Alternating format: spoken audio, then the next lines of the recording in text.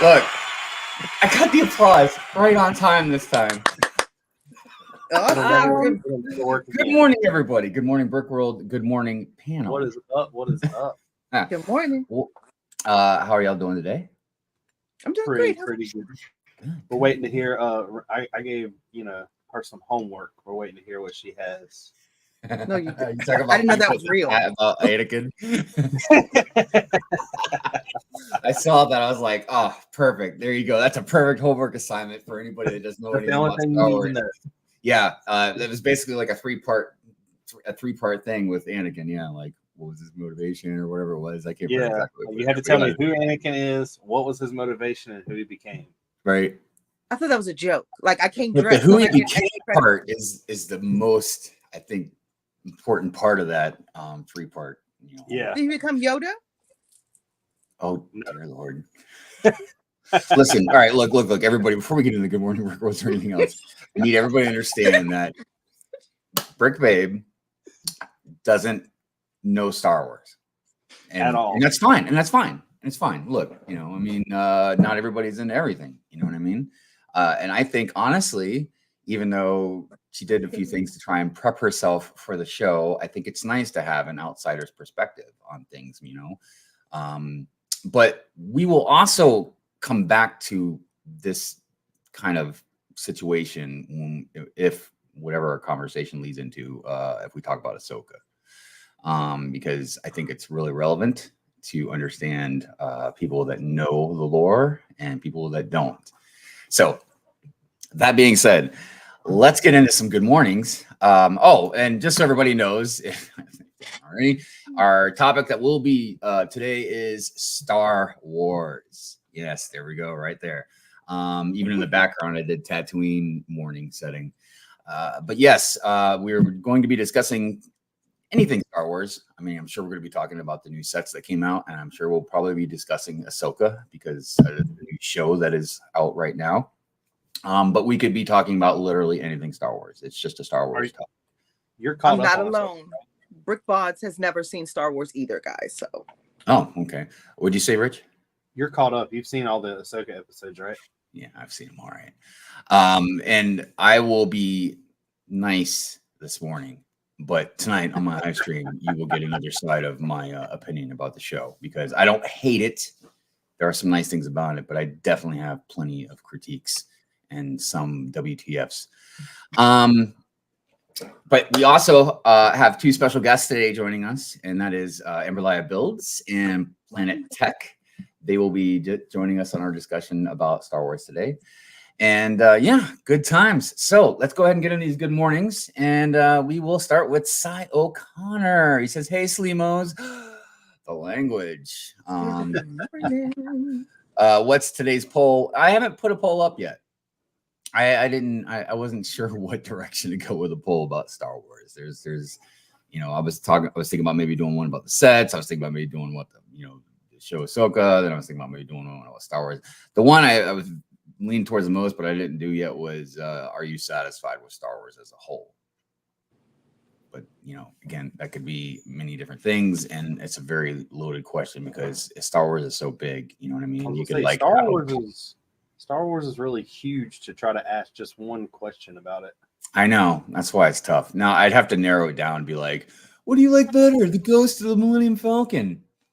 That's a tough one, man, because it's always been the Falcon. But, man, the Ghost is like – and then, the Razor Crest was another one for me. But, anyways, that's a whole other thing. Cy, good morning. How are you today? I hope you're doing well. Goblin Zero, good morning. Good morning. Brick World, how are you doing? Hoarder 66, Will. What is going on, my friend? What is up, Will? Hey, Brick Will. Adjuster, what's going on? If you haven't seen Full of Bricks, their podcast live stream at Friday nights, you should definitely go check that out. It's a good time, good positive energy, good crew. And they had a really awesome guest this last Friday. It was I don't think so. Bearded Brix. It wasn't me. It was the other one.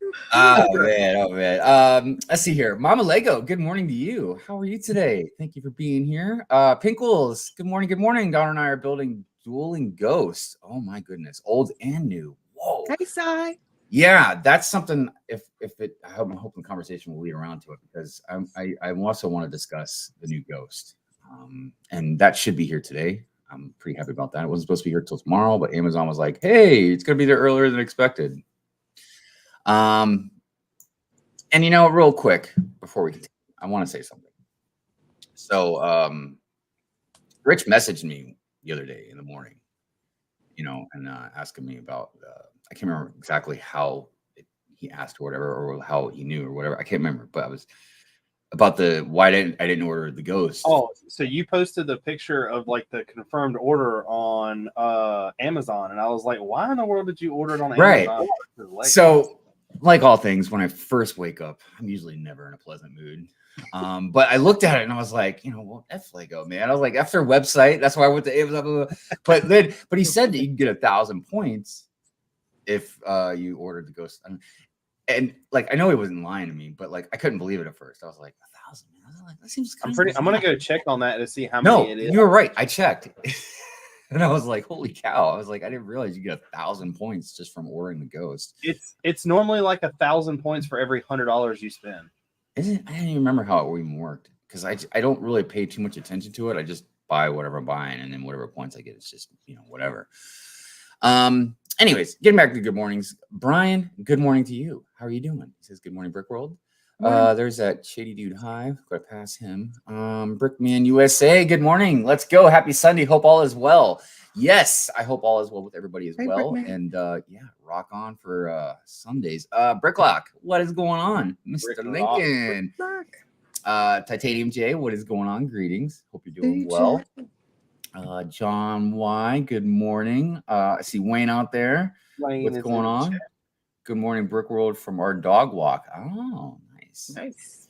Yeah, I imagine I'd be listening to some stream too while walking the dog. So, let's see, Fall Equinox. Good morning to you. Hope you're doing well. Who else is out there? Brick Bods, afternoon. Oh, that's right. It is afternoon over there. Big Nate Bricks. Good morning. Good morning. To Humble Bricks, good morning to you. Thank you all for being here. Oh, there's Mayo. It's your boy, JP. Real whole egg in the house.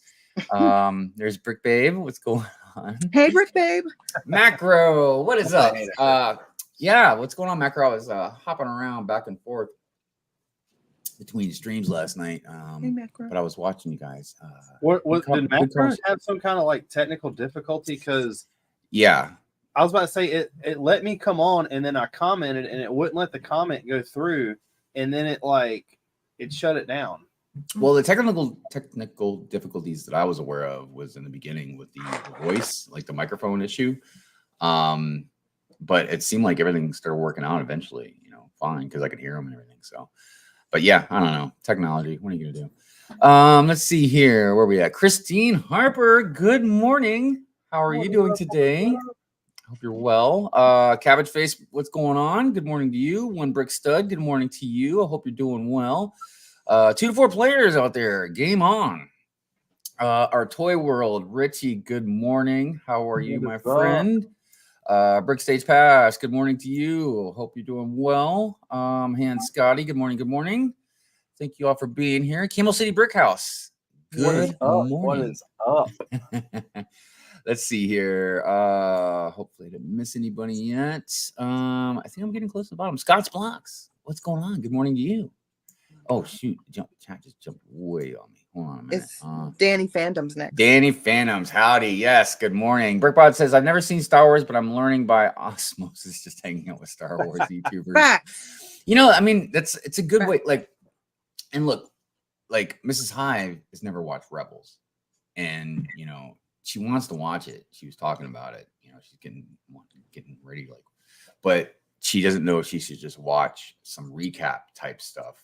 Well, the thing is I don't think you actually have to watch Rebels to watch Ahsoka because my wife's never seen Rebels. And yeah, I mean, they give you like kind of a background on all the characters. You just don't get the in-depth background that we all know. Dude, Mrs. Hive doesn't know what the whales are. She doesn't know, who the father is to Hera's kid. She doesn't know what relationship, Sabine ever had with Ahsoka. Dude, there's like tons of stuff. My wife has no clue. She likes the show, but she's just lost on stuff.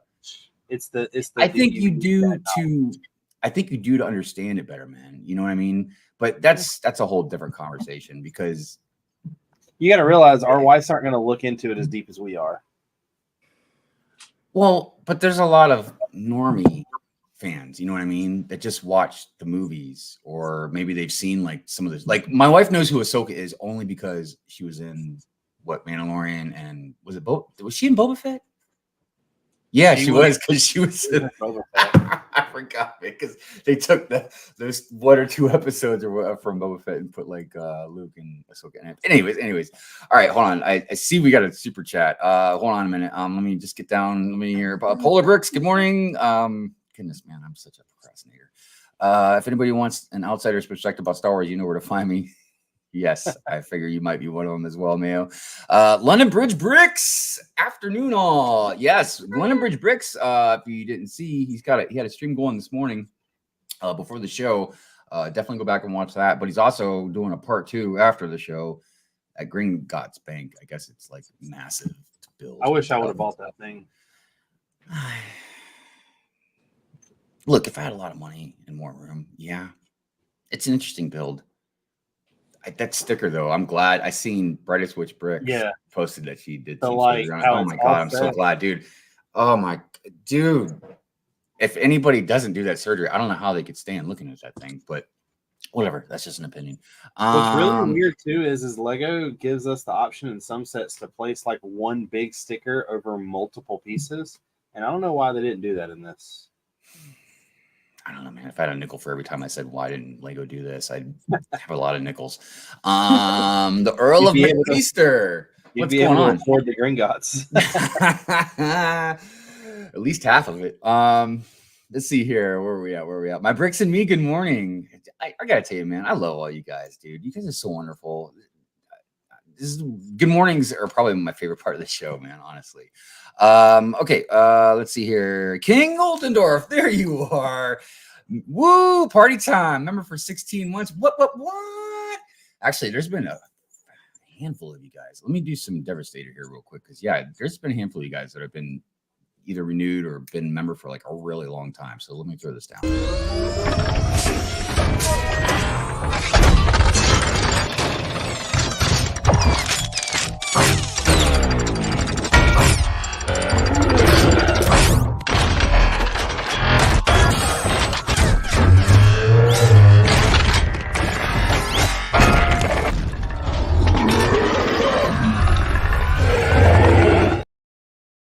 Yeah, nothing like some Devastator first thing in the morning.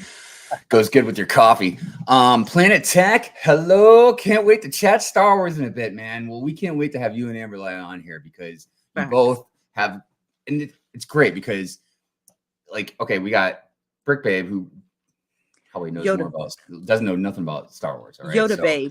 It's the Yoda Babe. I'm sorry, Yoda Babe. Right. And then we got Amber Lyon, who knows a good amount about Star Wars, but she's still fairly new in the Star Wars universe. You know what I mean? Are we going into this as the OGs? What's that? Are me and you going into this as the OGs? Probably. Nice. I don't know, man. It's hard to say. I mean, like, probably just because we're older than Tech, and Amber Lyon is, like I said, still fairly new in the Star Wars universe. So probably, we're probably the OGs in the group. But I should have shaved. Me too. I should have. But yeah, we'll have some good conversations about Star Wars for sure. And maybe we can prove that not all Star Wars fans are basket cases. You know what I mean? Maybe just me. Anyways, Brick Sergeant, good morning to you, sir. How are you? Moto, what's going on, Moto? I've got a special stream that is on the horizon. I just don't know a date, but I need to get a hold of you and see if you might be able to join me, because I'm going to build the wonderful gift that you gave to me. So, but I can't get into that right now, or I'll get emotional and then I'll start talking about it and then we'll get off track. Amber Lyon, goodness gracious, what? Amber Lyon. All right, so look, I made a new super chat, and it is Star Wars related for today. Look, I've been telling her for like months and months and months I was going to make a Cal Kestis. That's how you say his name? Cal Kestis? Cal Kestis? You said Kestis? Yeah, from the game. Yeah. I was gonna make a super chat clip of him, you know what I mean, from the game or something. And I've been looking and looking. I just can't find the right clip to use. So I made a Sith one. That's the opposite. I know. So really, but it's I'm better. sorry. I'm It's sorry. better. This doesn't reflect on you. It reflects more on me.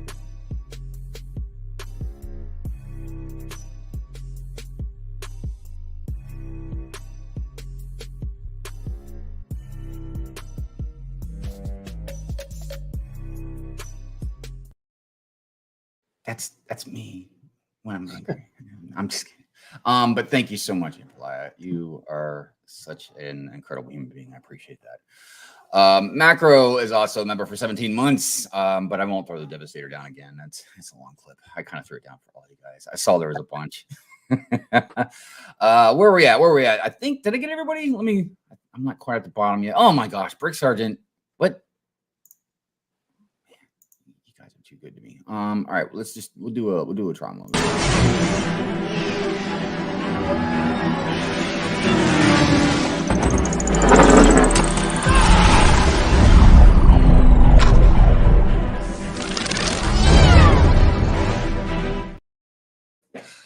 Oh goodness, Tron and Miss Amby. Hey, Miss That's Amby. so sweet. All right, we'll do another Star Wars one since Miss Amby. Go, Satil. You must walk a different path.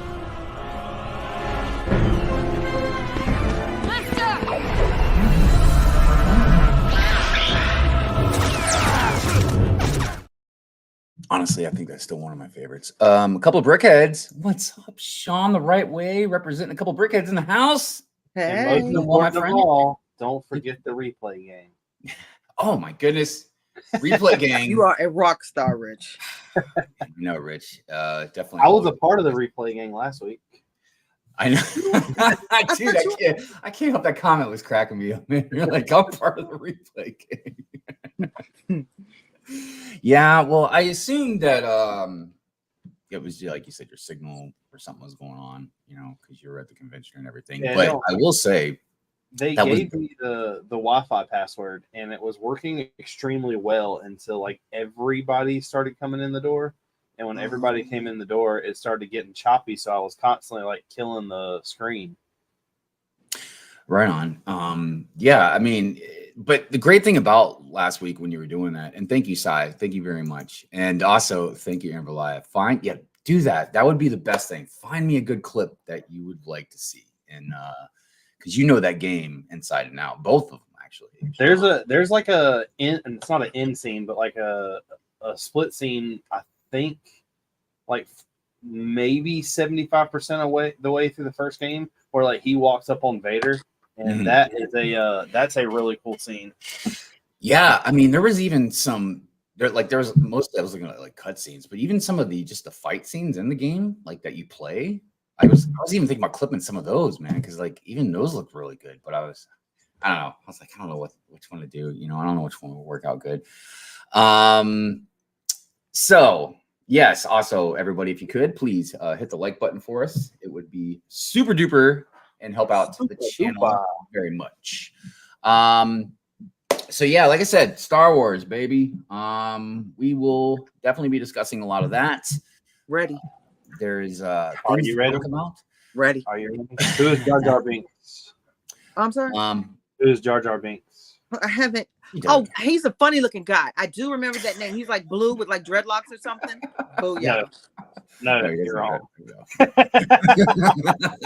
No. Wasn't he on like a McDonald's commercial or something? He could have been, probably. I don't know. I remember, you know what? The thing I remember the most about when the Phantom Menace came out, because I can't remember exactly off to my head how old I was, but the thing I remember besides the movie itself was the Pepsi cans. Do you guys? Oh, Pepsi. I don't know if you remember all the different characters on all the different Pepsi cans. Yeah. I thought I was gonna like collect them, and I was like, nah, I can't just have Pepsi cans. Older people do that though. You go into like I'm from the South, and older people seem to always have like those Richard Petty like Pepsi bottles from like 1980. I'm curious if a lot of that stuff is worth money, because you know, like coins and stuff are. Yeah. But yeah, Jesse's Brick Galaxy. Good morning. How are you, my friend? Good morning. Thank you for being here. Goblin says hit the like button twice, once on the tablet and like fire stick. Thanks, man. I don't know. Does that count? I'm not sure if it counts, but anyways, it doesn't matter. It's the thought that counts, and we appreciate that. All right. Well, I think it's time to get in.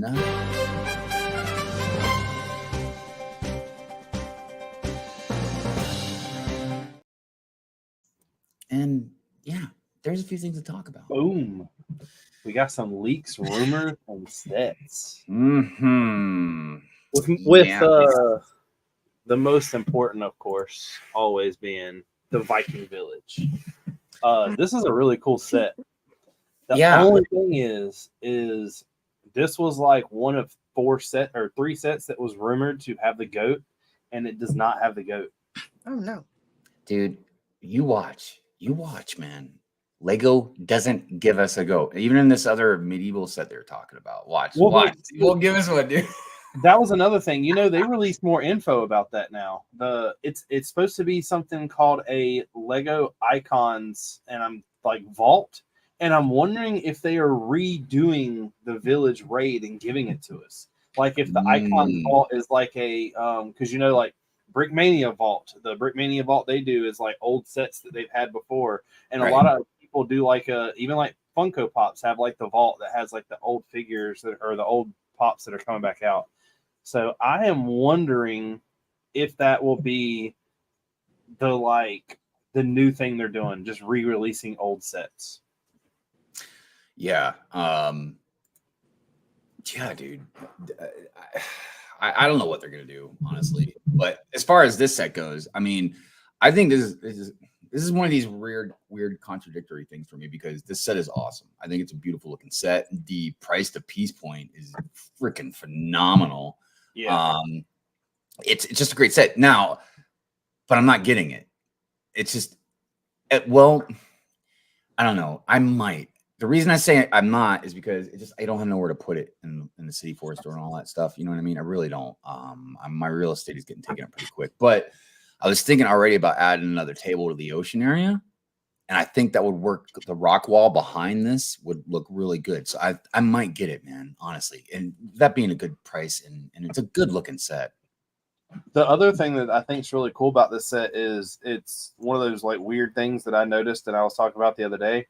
Is like the water and how they do the water on that blue base plate or how they do it on the blue plates is the exact same way they do it in the Barracuda Bay. Like same color, same everything. I mean, and if I'm not mistaken, this is opened up. This isn't even open back, is it? I think you can. It's like modular. No, it's like modular. All these sections pop off. And that right there, that's another big plus for me. The only thing that I don't really like about this set, I'll be honest with you, is the Vikings don't look very Viking. I mean, they don't. The Vikings in the 3-in-1 shirt were... You mean like the clothes? They look modern. Like the clothes look good, but like I don't know, it just doesn't. Like I will say this: it feels. I mean, I'm not a historian, but it felt like all male Vikings had like long beards. They did. I mean, that was like braided hair kind of thing. You know what I mean? Like, like the girl's hair, like the blonde hair piece. I think that looks really, really good. Yeah, but like the guy that's sitting to the right with like the armor on, his beard is like a printed thing. Like, why wouldn't they just put one on him? I think that would have been. I know. I agree. I feel like the dudes should have like beard pieces, man. Maybe not the one on the left, just because he's like the younger guy type thing. But they didn't even make like the horns on the helmets the same. Oh no, I thought Vikings were just like born with long beards, man. But they have 2 different styles of horns, though. Yeah, one has curved and one is pointy, one sticking out. Digging that axe, man. Is that a different style axe, or is that the same thing they've always had? No, it's the same thing they've done. I mean, it's just the way it looks. Real quick, I just wanted to say good morning to Cypher. And also I saw Brick Jedi. Good morning to you. And Andrew. Good morning. Good morning. Good morning, Brick Jedi. I just personally think that when you're comparing this up, like I actually think the Viking ship is a little cooler than this set. I'm not too. I can't remember on the top of my head or off the top of my head what the figs for the Viking set look like. Did they have beards too? Yeah. Well, it was about the same. You got like the same style helmets were there, and you had I think one with a beard, maybe I really like that shield, man. I like that red and blue. It looks good. Yeah, I ain't gonna lie. I mean, look, for me, these types of figs generally aren't as important to me. Like I might keep one or whatever, but I'll probably just sell these figs. I just want the set, you know what I mean? But regardless, man, it's good. It's a good set. And by the way, Brick Stage Fast says the set was never rumored to have a goat. No. They never rumored this to have a goat. They just keep saying that there is a goat coming. And I thought this would be like the perfect set, because I know that there's a Wish set that's coming out that's getting a goat, but I'm almost 90% that that's going to be brick built. It'll have to. They're not going to, as much as Lego has like the whole, I guess, following behind the goat now, I don't think they're going to release the goat in a Wish set, especially when it's like a $35 set or something like that. They won't. They'll make it another Viking set or something to where you have to buy it for $300. King says I want it, but I got to get the Viking ship, which is retire. Yeah, I've been going back and forth about the Viking ship. I like it. That Viking ship went on clearance for like I think it was $40. Yeah, I've seen it pretty cheap. 4 of them. Macro says, Hive, can you put the smaller scenes from different themes, not city related, under the tables with lights on the bottom of the tables? Under the lights. Wow. I mean, I could. I've actually, underneath the ocean area, I'm going to do an underwater scene one day, but I don't know. Man. Look, I got more space than most people and I'm still complaining, so don't listen to me. Macro made a good point. Why is there only one turkey leg for 4 people? Right? Those turkey legs are big, so Yeah, but you ain't sharing turkey legs like that. I know, dude. Everybody else is out there working. He's just like, let me eat and drink. And Relias says, according to my Swedish friends, the horns are inaccurate. Interesting. Well, there's two different horns on these helmets. Like one goes straight up and then one goes like a slant. They're both. I will say though that shield is like I'm really like that shield does some things for me. I hope that they put that on like the bestseller section of the. That's a nice shield, man. Yeah. I really like that design. It looks, and even on the it's not corners because it's a circle, but it looks like like a nail or a screw or something. Oh yeah, like the metal around. Yeah. It's just a good shield, man. Like that's just good quality Lego work right there. You see says can't wait for these to be on the Pick a Brick wall. Ooh, or Pick a Brick online. May even get a BAM Viking figure. That would be sweet. They are. Also, good morning to King's Rule 77, Dungeon Master. What's going on, man? How you doing? Says I like the figs though. The armor print and shield look rad. I agree, and thank you for saying rad. I've been trying to bring that word back. The helmet and the girl on the left is wearing the helmet. The girl on the left is wearing is more accurate than the horn ones, apparently.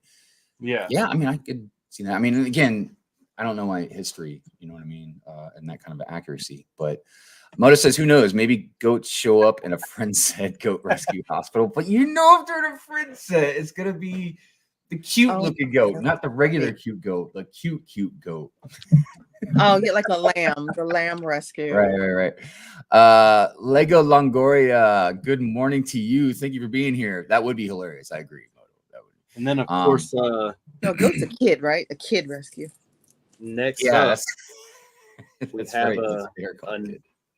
we have another wonderful mini castle. The mini castles just keep coming. That's okay. It's different. I would prefer. I'm gonna say right now. So I am kind of against the whole mini like castle thing when they're doing them to this mini because I don't know what you're going to do with them. But if Disney releases a mini castle for every kind of like kingdom, I would totally be down with that. Yeah, I feel like that's kind of the direction they want to go in. But the problem is they're doing them in different scales. I feel, which I guess you have to. Well? No. I mean, like I get what you have to. You know what I mean? Because like you can't do a palace on the same scale as you did the Haunted Mansion. You know what I mean? Yeah. Like, it's well, just not work. But the one thing that sucks though is the actual Disney castles, like the the main castle, it's on a different kind of plate than this. Like how this one's tiled and everything. The other one couldn't butt up against this. Interesting. Because I mean, isn't there different names for these different sizes? Like there's the mini, a micro, you know what I mean? This is mini, it's not micro. And then there's like a mid, right? Like a mid scale. Because we've gotten all those from the Harry Potter castle, Hogwarts. Yeah. I guess you're talking about minifigure scale. So minifigure, micro. No, no, it's just mini because Well, micro would be like a poly bag. This is more like a mini scale, and then like a mid scale would be like the bigger, smaller Hogwarts. That's like I don't remember how many pieces the thing was, like 6,000 or something like that. I don't know. I like them. If I didn't have the space I have, I would be all over these mini castles. I've even talked about if I had like a normal size room for a Lego room, I'd be building like a mini or a micro type of Lego city instead of like the bigger one. And you can do a lot with these things. I mean, you've seen some of these people, you know, some of the mock builders build like incredible mini scale or micro scale stuff.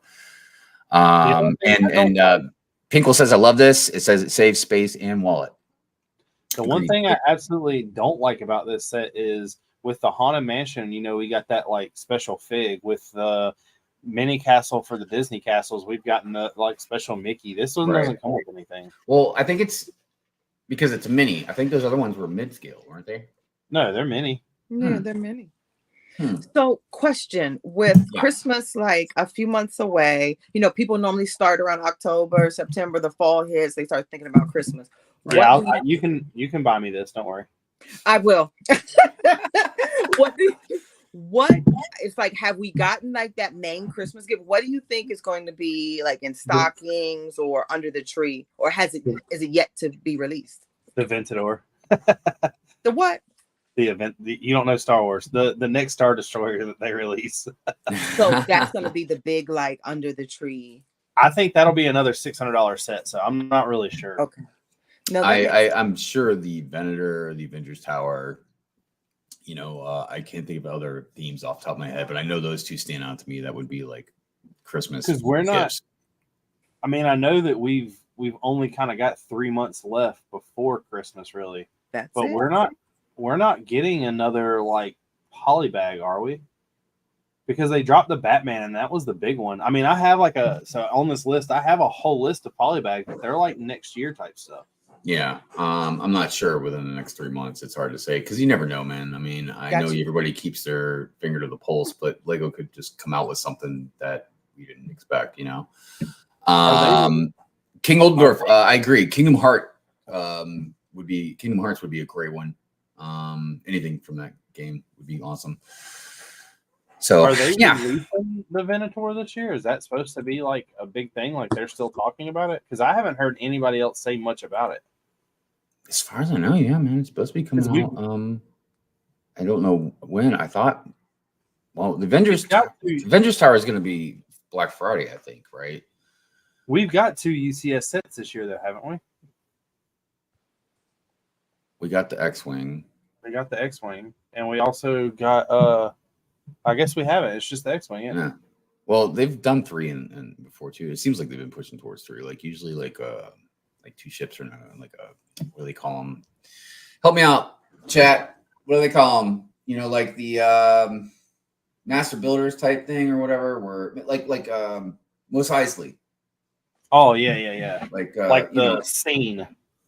Right, but there's a name for them. I just can't think of what they're at right now. Venator is the October UCS set, right on.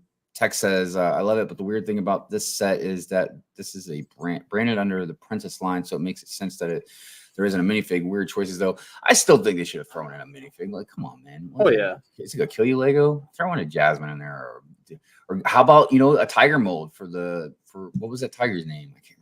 I don't know, but I know what you're talking about. That would be I don't think they would do a tiger mold. They would throw or maybe Jafar like they did in the other set. I was going to say, we've had a Jasmine, Aladdin, and Jafar, so I don't know why they couldn't have just like, here you go. Titanium JC's winner is supposed to be October 1st. The Captain Rex figure is already being sold a couple of places. That just blows my mind that that's actually happening. Emberlay says diorama. No. I want to say it's a matte. No. It's like Cloud City, Mos Eisley, like I just can't remember what they're called. But it doesn't matter. Christopher Vente, what's going on? Good morning to you. All right, what do we got here? More 2024 list of all the polybags are supposed to. Well, not all of them, because we are getting a Venom bike. We are getting 2 Harry Potter ones. There's like 2 Star Wars ones, but nobody really knows anything about those yet. And then there's another Marvel one that just literally so far is a Marvel one. But these are the polybags for stuff other than, I guess, like theme sets. Yeah, I mean, they're different themes. Got a couple unknowns in there. Like I said, the space hover bike. I wonder what theme that is. I'm assuming that's going to go under like the astronaut type stuff they're doing with the city, because in here there's also the NASA Mars rover Perseverance, which is just going to be a mini rover. I don't know. Nothing in this list right here, honestly, like makes me want to go out and buy anything. I like the. I mean, hopefully. I'm sorry. What, Brick Baby? No, I was like, I like the poly bags. Yeah, I mean, I've always been a fan of them, but yeah, sometimes they are kind of lame. Sometimes they got cool pieces in them, though. By the way, real quick, good morning, Walt, Rusty, Chef. Good morning. These little Dreams polybags, like I think I've gotten 10 of these so far. I want them. So cute. Yeah. What do you get? Is that the one? That's the one that comes with the booger piece, right? With zebra. Yeah, looks like a booger. Yeah, he's the only reason I bought them. And then I was just like, well, I'm going to go to Bricklink to buy these. And a buddy of mine was like, well, if you're buying those, I'll buy the spiders from you. And I was like, all right, whatever. Oh, I mean, I imagine if you had a bunch of them, man, you'd probably make a pretty cool like scene out of it, So before we get into celebrations, there was one more little piece of news I just wanted to go over. Some of it's hard to understand because it has to do with a lot of finances and stuff, but I just thought that we'd at least look at it real quick and just see what we can find out. We'll go over it together. So Lego released the first half of their financial report. So we're gonna look at this. We're gonna look at this chart in just a minute. But so despite the slight downturn in profits and slowed growth, the Lego Group is still far ahead of its results before the pandemic and is now stabilizing its position in the market. Revenue still sits at a healthy DKK 27.4 billion. I think that's 3.2 billion euro, an increase of 400 million. I mean, so they've increased as far as the revenue, I think, because it looked like they also had a slight decrease. But it says the company's free cash flow. It's hard reading all these different monetary languages, man. I mean, because we're not even speaking in dollars right now. We're speaking in DKK and euros. Let me see what else this is. It's a result of investing into manufacturing, including its 2 new factories in Vietnam and Virginia. So now I understand a little bit more about them cutting some costs, putting some factories into the key areas, where things will be. Also, let me share this real quick so you guys can see what I'm looking at. So it seems like, in a nutshell, that they're still doing very good, but yes, they've taken a little bit of a decline. I can't, hold on a second. I can't see this picture. Hold on a minute. Well, one of the things they're having to combat against was, I had a question the other day, last weekend actually, and I was going to wait till this weekend until I said something about it. But there was somebody who actually asked me, as far as Lego is going in general, Speed Champions is like, there we go, $25 right now. But you can go get these third-party like Speed Champion style sets for like $13. So like, yeah. Yeah, I don't know, man. It's very odd. So they say substantial market share gains, stable revenue. They've reached more children through growth in consumer sales, driven by continued demand for product portfolios outpacing a declining toy market. They're definitely doing better than any other toys right now. There's no doubt about that.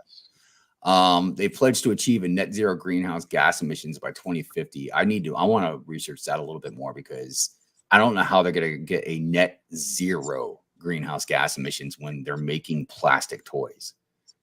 I mean, I'm not saying it's not possible or whatever. I just need to find out what they're talking about and how they plan to achieve that.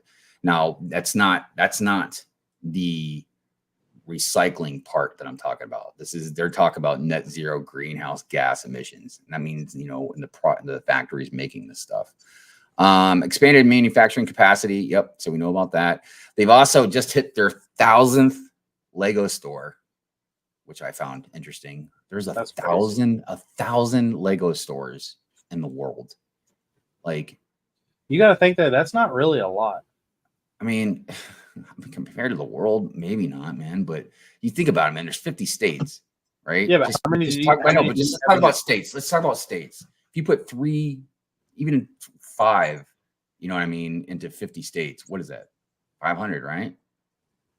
Wait, no, it's not 500. I'm sorry. It's 250. Yeah, 250. So, but think about it. Then go to 10. You know what I mean? Like, and that's just in the States, and you're not even hitting half of your 1,000 mark. You know what I mean? And then there's some areas they're not even putting Lego stores in.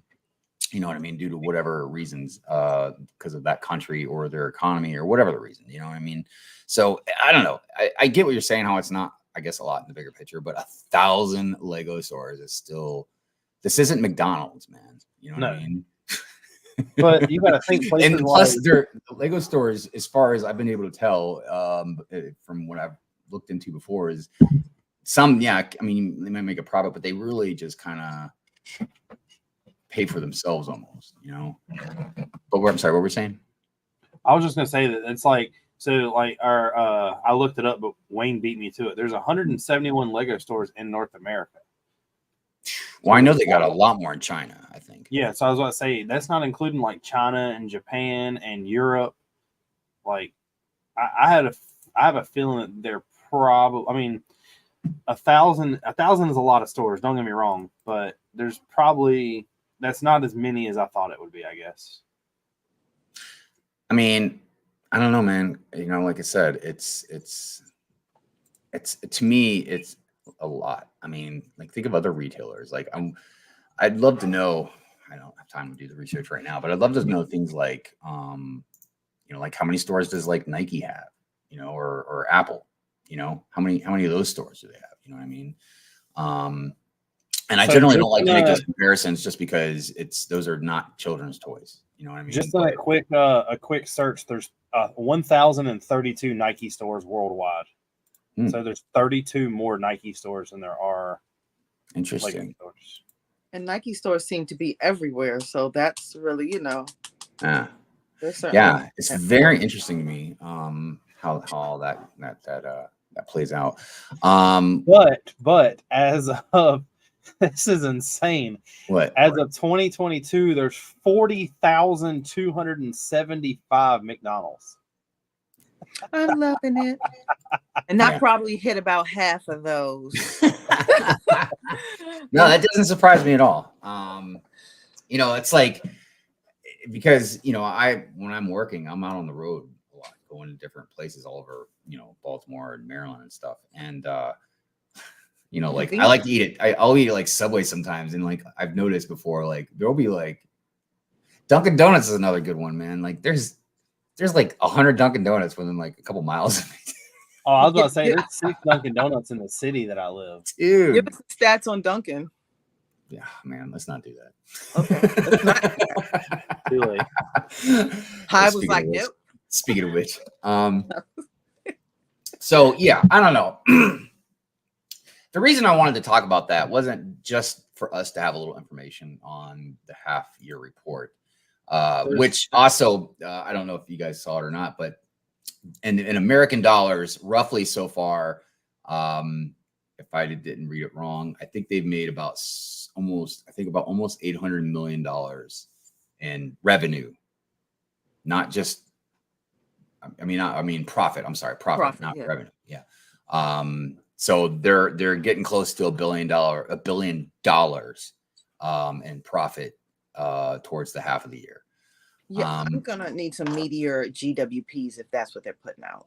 There's 13,000 Dunkin' Donuts. And of course, we had to look at that. Yeah, I've been to probably about 1,000. So, all right, real quick, I want to go over some comments. But yeah, real quick. Yeah. So the reason like I said, I wanted to look over that wasn't just for the information part of it, but just for us as consumers, fans, collectors, just where Lego kind of is at, but also where they're spending their money and what they're doing with things. Because me personally, if I was just a very casual Lego collector, man, I don't care, whatever, but like my life revolves around Lego, you know what I mean? Whether it's buying it, selling it, living in it, making content about it, you know what I mean? So when I see over the last few years that prices have been going up, and then they've been dumbing down a lot of the sets, making the piece count smaller and all that, whatever, to recoup costs and all that. I want to know what they're spending their money on. And when they, I'm like, oh, okay, they got 1,000, Lego stores now, and whatever. It's like, I don't know. I'm just always curious about the ins and outs of certain companies, because I've said it before. I want the company to make profits. I want them to do well, but at the same time, I mean, I don't know. One of the things I would be wanting to know, which I don't know if either one of y'all know or anyone in the chat, but what is someone that designs like the Viking Village, for instance? What did that guy get paid to design that set? Well, if it was from, I mean, the stuff on the Lego Ideas, what do they get? 1% of the sales or something like that? So I don't know if it's the same.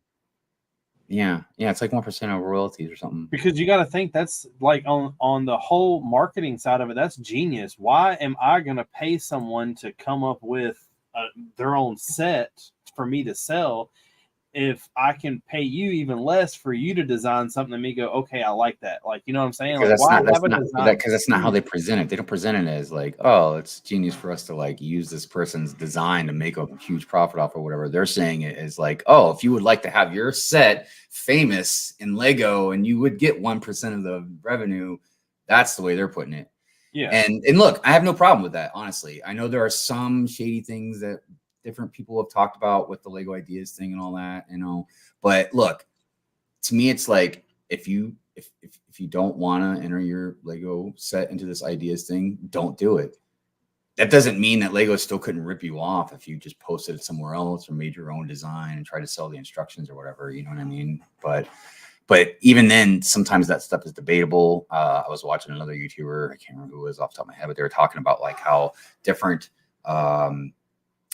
ideas are going to be similar if they're from certain IPs. You know what I mean? Like the Jurassic Park type scene or something like that. They're going to look similar if it's a certain scene. Oh yeah, but they were talking about the Gringotts Bank, and they were like, but that one, because someone did design that Gringotts Bank, and then all of a sudden Lego came out with like almost the exact same design, and that is a very unique design. Yeah. So that's something. Oh, go ahead. What? No, I was just looking at the chat. KO said that the designer of the Viking Village gets 10% of the sales. Whoa, that's better than 1%. Wow. Real quick in the chat. So Christopher says, what are your thoughts on the Ninjago sets? Ninjago's rad, man. I'm down with Ninjago. It's not my favorite theme, but I definitely like them. I think they're usually the best value for your buck as far as the themes go in Lego. Occasionally you get like an insanely expensive set, like one of the, like Ninjago City or something like that. But mostly, I always find like their prices are the best. Let's see what else. What else are we talking about here? Net zero is just a way to say they're environmental friendly when they are not. So many industries here say they're going to be net zero in 25 years.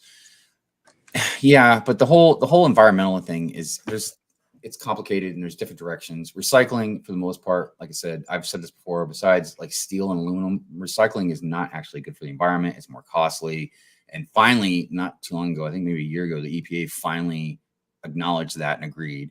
But greenhouse gas is a different thing. You know, I think eventually fossil fuels are going to run out eventually. It's not like they're just unlimited, man. You know what I mean? So we're going to need to figure stuff out to even replace that eventually. But these are more in-depth conversations. But do I think Lego is like, huh? I was gonna say, to go back to what we were saying about that they getting paid per Lego set.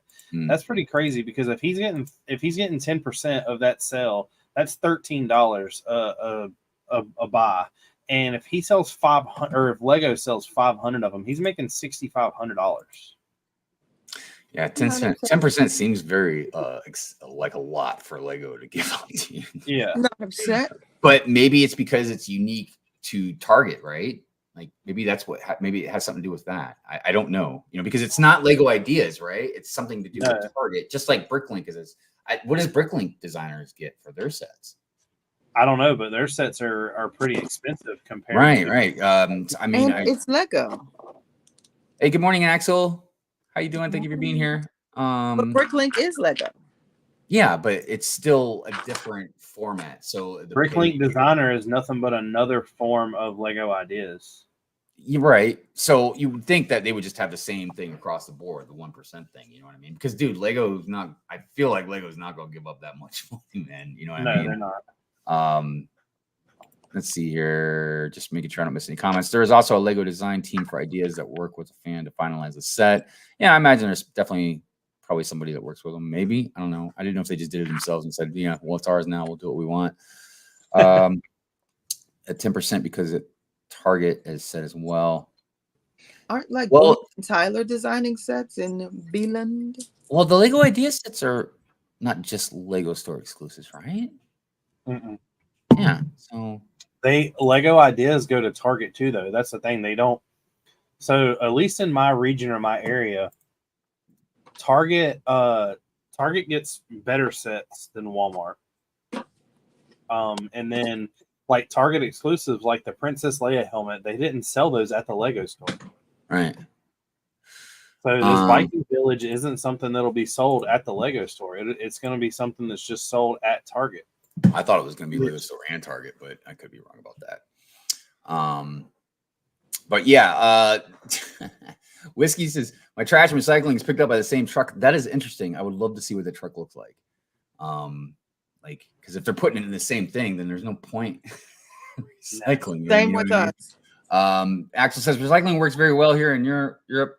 USA just has to get better. It's not about whether something. Look, the reason why most recycling doesn't work isn't just the cost and stuff like that, but like then they go. Normally, they're picked up by two different vehicles. You know, normally, it's going to a different factory. Then it puts up more CO2 in the air when it's going through that factory. Then there's chemicals involved, especially when it's like recycling paper. There's a lot of stuff, man, that people don't realize. And because it's a feel-good thing. You think you're doing good for the environment, when in actuality, we have plenty of space and room to just put a lot of stuff in a landfill, fill it up, harness methane gas, build a park or a golf course on top of it. And, there's a lot of misinformation about it. I've really done a lot of research about this because it concerned me, Anyways. But like I said, it's a whole different subject. Let's see here. Clicking Cliff in the house. What's going on? How you doing, man? Sorry I can't stay, but we won an award at the convention. Well, here, hold on a second, man. Let me get you some applause here. Some good applause. If I can get my phone working, that's really great. There we go. All right. Congratulations, Cliff, or whoever else won an award. Let's see, where are we at? Sorry, I was excited. I had to tell someone, nah, man. I'm glad you told us. Thank you. And hopefully maybe we could remember, or message us so we'll remember, and we'll put it on the celebrations or something, Tickle that like button. Thanks, Chef. Appreciate that. All right. Okay. Before we get our guests on here and start talking Star Wars, let us get into some celebrations. It's a celebration. All right, here we go.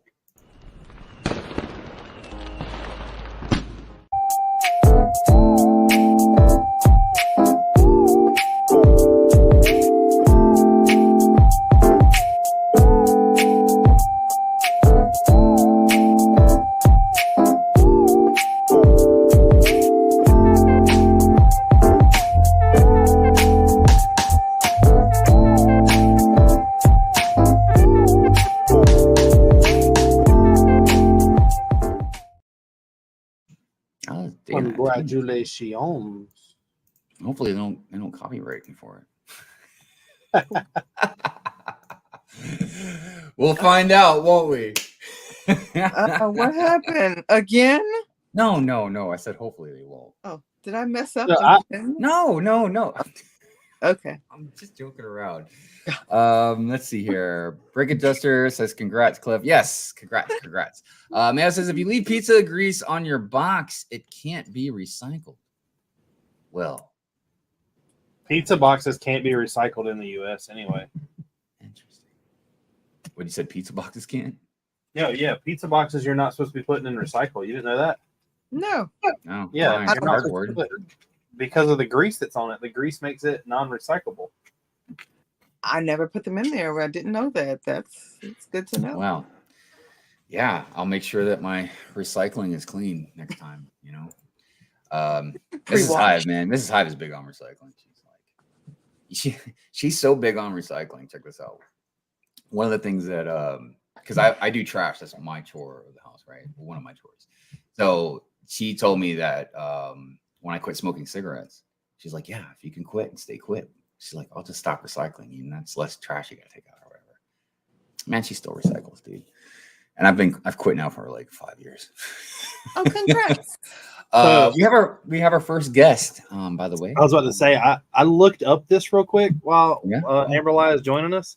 Oh. They say that on pizza boxes that what they want you to do is rip apart all the areas that have the grease on them and throw them away separately in the trash, and then all the non-grease cardboard put it in the normal recycling. So that no one's doing that. Yeah, no. Hey, one's look, No one's doing that. And if you No. if you want to, man, look, more power to you.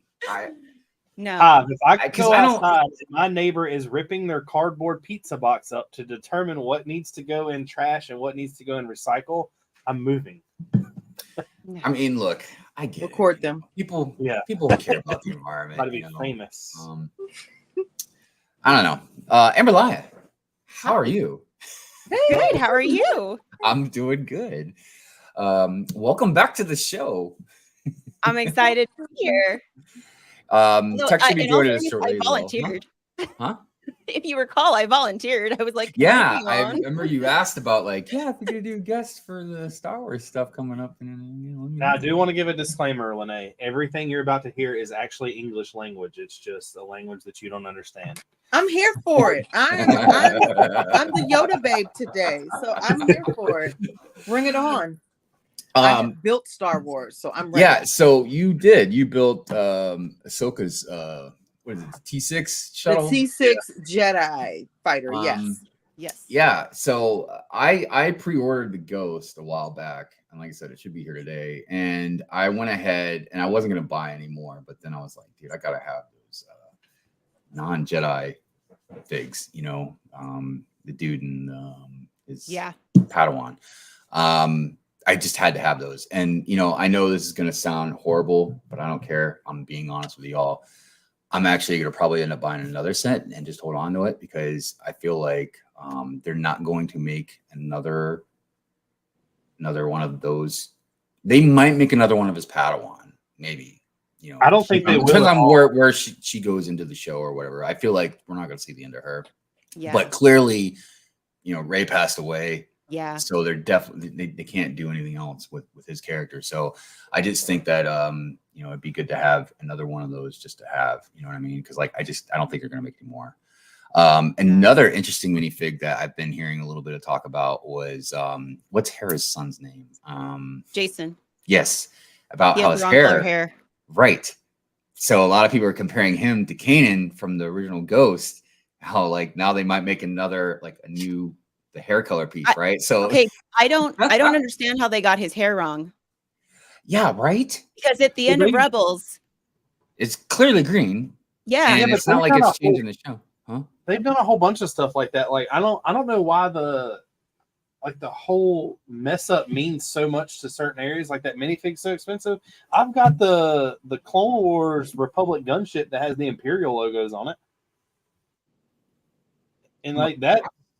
Well, Yeah. but that's just hilarious. That's a hilarious mistake. I actually still have it too, but I don't think that's, You know, with like the wrong, like that's just hilarious. But like, so for example, I recently got because TJ and I were talking, and I wanted Kanan, right? I wanted regular Kanan, blind Kanan, and I wanted Ezra, like those minifigures. I'd been looking for him, and he said, you know, if for some reason, you know, if they show up in the Ahsoka show, the prices of those might go up. So I was like, oh my gosh, okay, you know, I'm gonna go ahead and get them just in case, because I want those minifigures regardless. Right. And you know, we were talking about the fact that the one with the wrong color hair is like $300 for Kanan. And I mean, okay, sure. But my thing is like, it's wrong. Like, I wouldn't want the wrong minifigure anyway. It's the same thing with like the misprints and stuff. It's a collector type thing. I agree. Wrong. I wouldn't pay that much for something that's wrong. You know what I mean? I agree.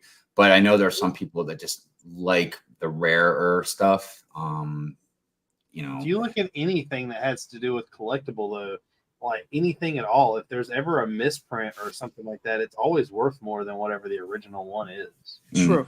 By the way, hello unique. to Brent's Brick, and I hope you feel better, my friend. So I have a question though. Is the hair on Kanan, that particular Kanan, was that hair only ever produced for that minifigure? That I'm not sure of, because you would think that if it wasn't, then it wouldn't really matter. Because I don't think it's the hair that is it is so expensive. I think if they get the face, because the eyebrows have the wrong color, because that face print, I think, is what makes it unique, right? Because anybody, I think, could get the hair and stick it on a Kanan. Well, the hair mold might be unique as well, or maybe it's a regular hair mold, but it was black. So I don't know if it was the color or the mold, but I'm almost positive it was definitely the hair piece. Tech has the face print. Wow, really?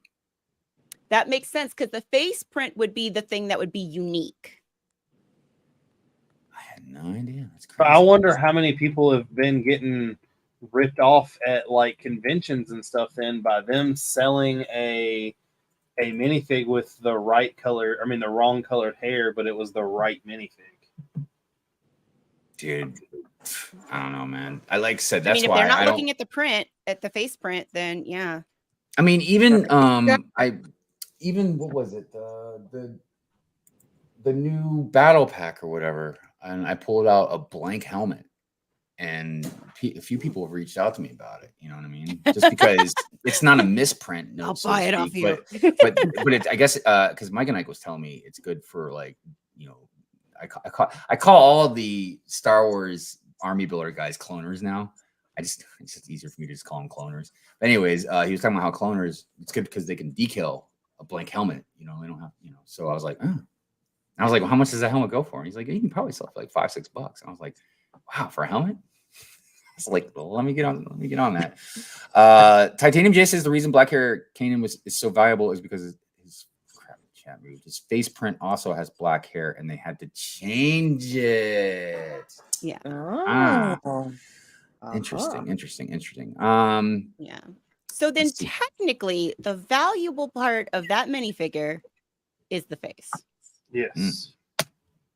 Got it. I was looking all that stuff up. Well, that's kind of like and again, chat, correct me if I'm wrong about this. So I sold my UCS Boba Fett because I was like, I don't care. You know what I mean? Like, I got like 8 Boba Fetts. But apparently, if I'm not mistaken, the only thing that was different about that particular Boba Fett was the face print or whatever. I can't remember if that's exactly what it was or not. I wasn't even going to sell it, but I was on Whatnot. I was like, somebody want to buy this? And they're like, I'll buy it. So yeah, I've never cared too much about that type of stuff, you know, but I know a lot of people do.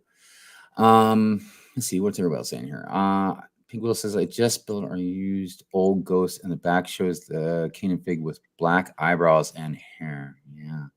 You know, and that's how it's actually listed on Bricklink, is black hair and eyebrows. Yeah. Huh. And, So James, I was just going to say what TJ was saying is because it's just the hair, like it's not going to be valuable. because you just change out the hair piece. And on They don't- Kanan, yeah. there is no Jason. heads for sale at all. Yeah. But Jay says if they change the hair, Jason won't experience the same rise in value because they have no need to change the face print. Yeah. Yeah. Interesting. You could just buy like the green hair piece right now, even, and now you've got to correct Jason. It's not a big deal. I wonder if you kept it sealed, if it wouldn't matter. But well, but still, there's nothing unique about it, right? Because it's not like they did. It's like if they did if he had facial hair and they did the facial hair wrong, and then they reprinted the face and had to do that differently. It's just the hair color. No. I mean, I don't mean like the particular fig itself. I mean like just in a sealed set, how that is. Oh, a misprint, so to speak. You know what I mean? Like a misprinted set, so to speak, because the figure wasn't right or something. But probably not. It doesn't matter. Aussie Adams, what's going on? Good day. Good morning. So yeah, I the set that's got the non-Jedis in them. I think also the ships are really great. I think it's just because they're supposed to be a little bit smaller, anyways. Yeah. And even more so, seeing the last episode of Ahsoka, you know, you get to see those bad ships in action. You know, so you get to see what they look like on screen. Good morning, Mrs. Neverland. How are you today? So originally, I pre-ordered the Ghost, and I was gonna buy the Ahsoka Tano shuttle, and I wasn't gonna buy the other one, right, with the E-wing and everything in it. And then I saw the first two episodes of Ahsoka, and I changed my mind. I knew I wanted, number one, those minifigures, because you've got a Night Sister in there with Morgan Elsbeth, which is first time, right? In live action. No, I mean, oh, like you mean as fig. a minifigure? As a mini? I think that's the first time we've gotten Morgan. I think technically, did they ever have? Was Asajj Ventress considered a Night Sister? Yes, we've had a Night Sister because Asajj is a Night Sister. Okay, but as far as Morgan Elizabeth, the character, I think this is the first time we've gotten her. Oh yes, first time for her. Yeah. And then I don't know if any of those figs will ever be worth jumping on because they're like the first edition or of them or whatever it's not for collectors reasons. It was because I loved the characters. Like for me, when I buy Lego, because I have such limited space, it's very much about an emotional connection for me. So I almost want to buy the other one just because of Merrick. Merrick. Hold on, Tech is here. What's going on, my friend? How are you? Hey, Tech. Hello. How are we doing? Sorry, just as I joined, my laptop died. Dude, you're good. And it wasn't, so thank you for being here. We appreciate it, man. So my big question is you know, they came out with the Mandalorian, and then almost immediately after like season 1, we had the UCS Razor Crest, and it was one of those things that the shuttle or the Razor Crest had no meaning whatsoever before that. Do you think that we're going to get a UCS, the T6 now? Dude, no, T6. Ghost. Yeah, forget the T6. Look, I did see UCS. They would never do a UCS Ghost if they're dropping a Ghost now. You would have to wait. They did it with a Razor Crest. There was the Razor Crest play set, and then like what, a year later? And dude, my money. I know people disagree with me about this, but my money is still on the Ghost is the first $1,000 UCS set, man. I'm telling you, dude, it just makes too much sense, man. Because think about it, the Ghost is just as girthy, if not more, than the Falcon, and that's 800. I understand all. You add on the Phantom too, you know. Huh? Size wise, I understand all of that, but you have to understand that it has to be able to be purchased, and people are more willing to pay for $1,000 Millennium Falcon than they are a Ghost, because the Ghost is only that certain like younger group of people, whereas the Millennium Falcon is all. I think that's changing though. I think slowly. I think it's changing. I think there's becoming a market. Yeah. I think because it's part of the prequel. You know, part of the prequels, and it's part of that whole generation that grew up watching Clone Wars and Rebels and all that. And now they're like, you know, they're young adults. Well, and Ahsoka. And then that's the other part. Then you got Ahsoka, because that's the other thing I wanted to talk about. You know, we haven't talked about really Ahsoka yet, but like I told Mrs. Hive, I was like, dude, the Ghost is coming. Where's the Ghost? I want to see the Ghost. Where's it at? I've seen, you know, we've seen the T6, we've seen, you know, the Phantom. But like, dude, you know that we got to see the ghost before the show's over with. I mean, for crying out loud. But so look, I think me putting money down that the ghost is going to be $1,000 set is a very, very minuscule thing, because I do agree complete with what you're saying though. Maybe it's just because I want it to happen so badly that, you know, because if they do a UCS, well, if they do a UCS ghost, okay, how are they going to do a UCS ghost and it not be basically the same size as the Falcon? They could scale it down a little bit. The footprint size of the ghost, I think, is pretty much maybe like a fraction bigger. But like you said, Hive, like it's bolder. Like, because you remember, it's like they're not going to do UCS ghost without the Phantom, so it's got to be big enough in a UCS style to attach the Phantom to it and still look good. Yeah, but they may. I mean, just because my understanding is, don't they have budgets already?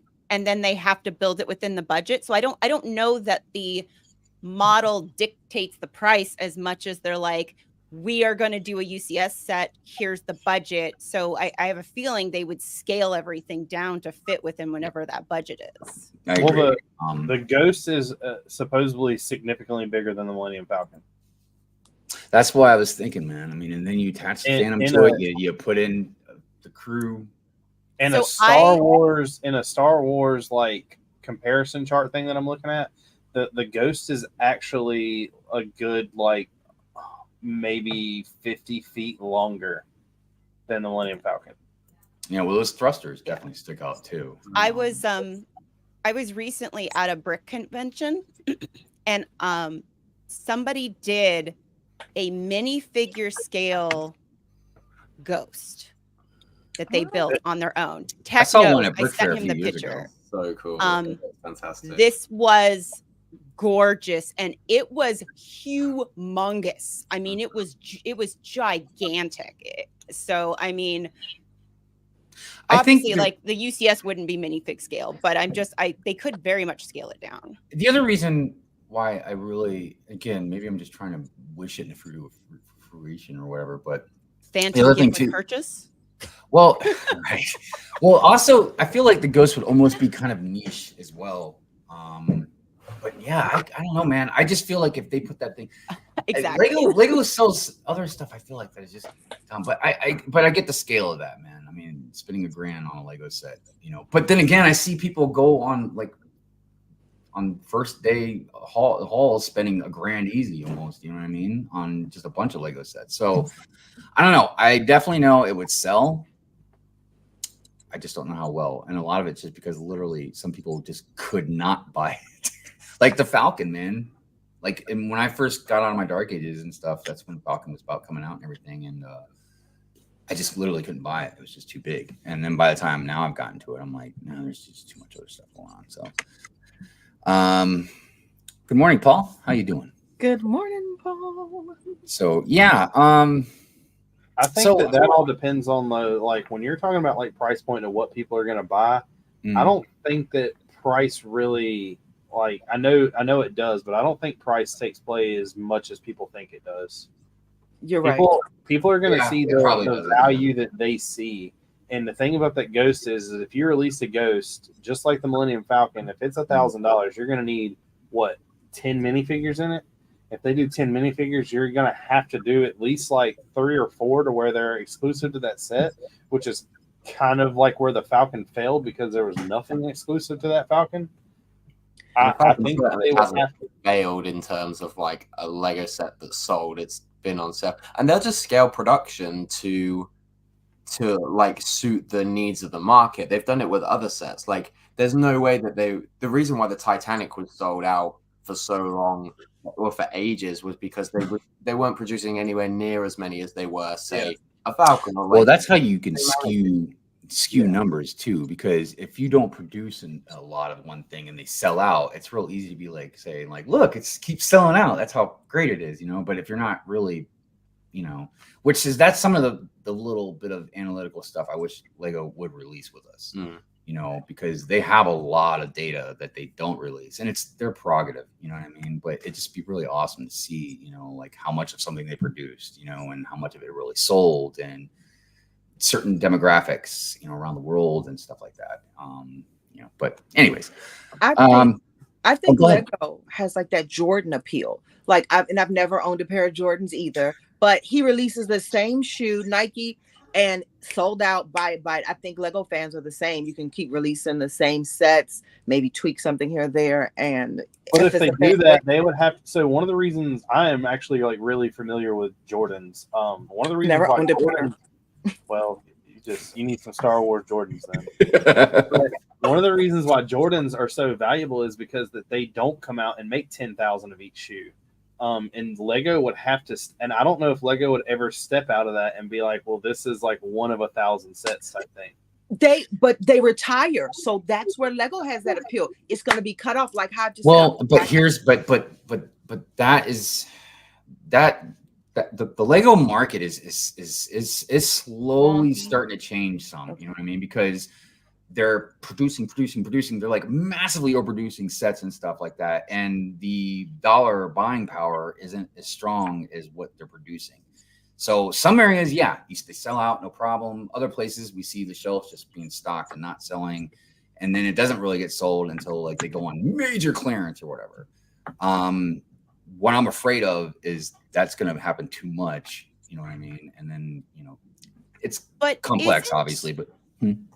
So, I mean, couldn't this also be considered, okay, like I remember hearing, I want to say it was Starbucks or one of those coffee places where they said that like they would have stores and places and take losses just to be there, just so that it was like one of those things where it's like, this is what you think of when you think of coffee or something. Hollywood does that as well. There's a lot of companies. I think that bite the bullet to do that though, because it's all about capitalizing on something that isn't there yet. I live in a very like country town, and my town is one of those things that like you don't like. For instance, today on a Sunday, there's one restaurant that's open. One. What is and that? It's like, and it's a place called like Little Italy, and it's just like a normal like Italian restaurant. But everything closes down. Well, they had the opportunity to kind of, I guess, sell some land, and a Chick-fil-A moved up here. Now that Chick-fil-A is absolutely killing it in value. I mean, they are just like, every day that place is busy. But I don't think that we needed a Chick-fil-A up here. I think they put one up here just because it was a place to have one. Everybody needs. So that's what I was kind of saying is that I think that Lego's okay with mass producing certain sets and those and taking the hit, I suppose, when those sets end up going on clearance and things like that, because there's still this massive look at, even if someone buys that set on clearance, right? They've got Lego. Maybe it's their first Lego set. Maybe that's how they get into it. It still makes it, it makes it so it's one of those things where when you think about a building system for your kid or for things like that, you're going to think Lego, because it's just, they obviously they have their super expensive sets where I'm sure their margin is greater on, and that they lose a little bit in the end. But I think it all, I would think, evens out for them. And when I was talking about the market, and just in my personal opinion, I'm just talking about investments in sets. I think stuff like Bricklink is doing fine. People buying pieces is doing fine. Like stuff like that, is different. The cloners, army building, like that custom stuff, I think is doing great. I just think that Lego investing in a lot of, like, every single set is just going to like start, appreciating automatically and stuff. I wanted to reply to Whiskey here when he said about the UCS Ghost when the series is one and done. First off, very specifically, I know Rosario Dawson had said at and Tech, I think you quoted this in a chat I was in recently about how she was like, oh, if you all like it, we'll get a season 2. So I don't know that season 1 for Ahsoka, like a one and done, is necessarily the case. I mean, if Disney sees money, they're gonna do another one. The other thing is that, unlike the Razor Crest, the UCS, the Ghost is technically in Rogue One. It's in Rebels. It's in Ahsoka. So you've got 3 different places that this ship shows up throughout. So it has a little more history to it than. And I feel like I feel like, look, for a lot of the younger generation, or or not even just an age part, but just people that are huge fans of prequels, Clone Wars, Rebels, stuff like that. I feel like the Ghost is their Millennium Falcon. Like, you know, yes, it is. The Ghost is my Millennium Falcon. I am not attached to the Millennium Falcon. And it's my top 3 ships are the Falcon, Ghost, and the Razor Crest. You know what I mean? There's a bunch others, man, but those are my top 3. I am dying for a good race. The reason I've been looking at the HasLab Ghost lately, just because the details in it. And I want a detailed Ghost, with a good interior and everything, But a lot of people are just going to tell me just make one. I don't know. Maybe one day I will get like Brick Vaults, like instruction manuals for Brick Vaults was like dude, £2,000. It's so big, more for you guys. Like, I've thought about it so much, especially before we had the Ahsoka show, like probably about 2 years ago.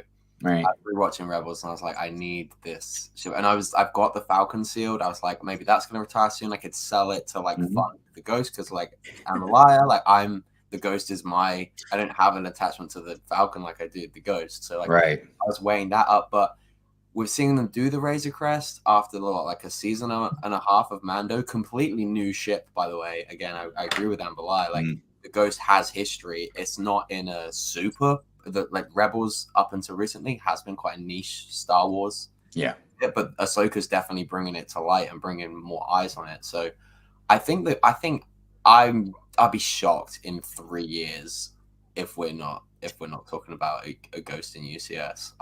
Maybe it's not quite minifig scale.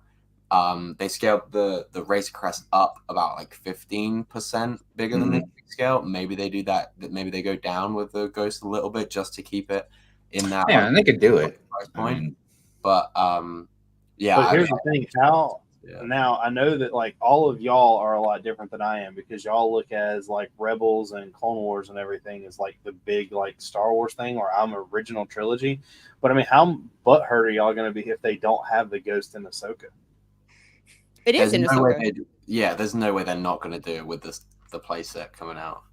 Well, they showed it. They showed it in the trailer. I didn't. You see the Ghost. I mean, yeah, you've already seen the Phantom too, but they show the Ghost in the trailer. I don't think I was paying enough attention, but yeah, I didn't see it. I mean, it is Hera's ship. It is. Yeah, it'd be like having a show with Han Solo and you don't see the Millennium Falcon. Man. Exactly. You'd be like, what the hell? Yeah. By the way, good morning, Matt. One thing I do want to say about me as like a fan. So for me, I had I saw the original trilogy when I was a kid. And then when the Phantom Menace and things came out, I went to the theater and I saw the prequels and things like that. And then when the original or the sequel trilogy came out, my family, we went and saw that and everything. And I had seen all the Star Wars in that what I guess what you would call the original order. But I wasn't into Star Wars until I started watching The Mandalorian, honestly. When I started watching The Mandalorian, I was like, oh, this is really cool. And what happened is I was super interested in the backstory for The Mandalorian. So when I saw the original, like the first 2 seasons of Mandalorian, I had like no backstory on some of the characters and stuff that came in. And a coworker of mine suggested watching Clone Wars and Rebels in order to get like more of that backstory. And so I ended up going back and watching those, and those are actually what made me Star Wars fans. Is I like watching Clone Wars. I fell in love with Anakin. Like he became one of my favorite characters, and just so like I was so devastated. My daughter and I, we actually got upset like the last season because he's going to turn into Darth Vader, and we were like, no, we were like in tears. And then of course went to Rebels, and I'm super interested to see how many people watching Ahsoka are going to be like, oh, I really am interested in these characters. And they're like, oh, well, you should go back and watch Rebels. And if a Rebels starts to see like a resurgence in that way, because people, again, just like with Mandalorian, got me super interested in like these characters and their backstories, that Ahsoka might do the same. Yeah, I'm very curious. To see how it will do, because I don't feel they've done a very good job explaining things, to people that haven't seen Ghost, in Clone Wars or Rebels or anything like that. As a matter of fact, there's two things I think they should have done, one or the other. They should have either just made this animated, or they should have done like the first episode, like maybe like the first 10 to 20 minutes or something like that, because it was almost an hour long. But take 10, 20 minutes and do like a flashback of the end of Rebels or something, just to help people understand who Kanan is, or what happened to Ezra, who Thrawn is, who these whales are, you know what I mean? Like, just you know what I mean? Like, so they understand a little bit more, because like I was saying earlier, Mrs. Hive loves the show, but dude, she's asking me like all kinds of questions, man. Like, she doesn't Tell her to watch understand. Rebels. Yeah, but that's the thing, is Where it is. the show, it's good to have reference points, fan service and stuff like that, but it should still be able to stand alone. You know what I mean? You shouldn't have to go watch an entire four seasons of Rebels or whatever to understand, or like however many seasons of Clone Wars, or so that's the only thing I'm kind of curious to see how it's going to turn out, because it's clearly people that are fans of Rebels and Clone Wars and hardcore Star Wars fans are going to, like, obviously eat it up. But just people that don't know a lot about some of this history, I'm just curious if they're going to be able to stay into it. But we'll see. I don't know. I'd be interested to know from anyone that hasn't seen this stuff if they feel like there was enough. I thought they did, and it's hard, and I get it. It's hard to put on a head and look at it from someone that has seen that and try to see someone else's perspective.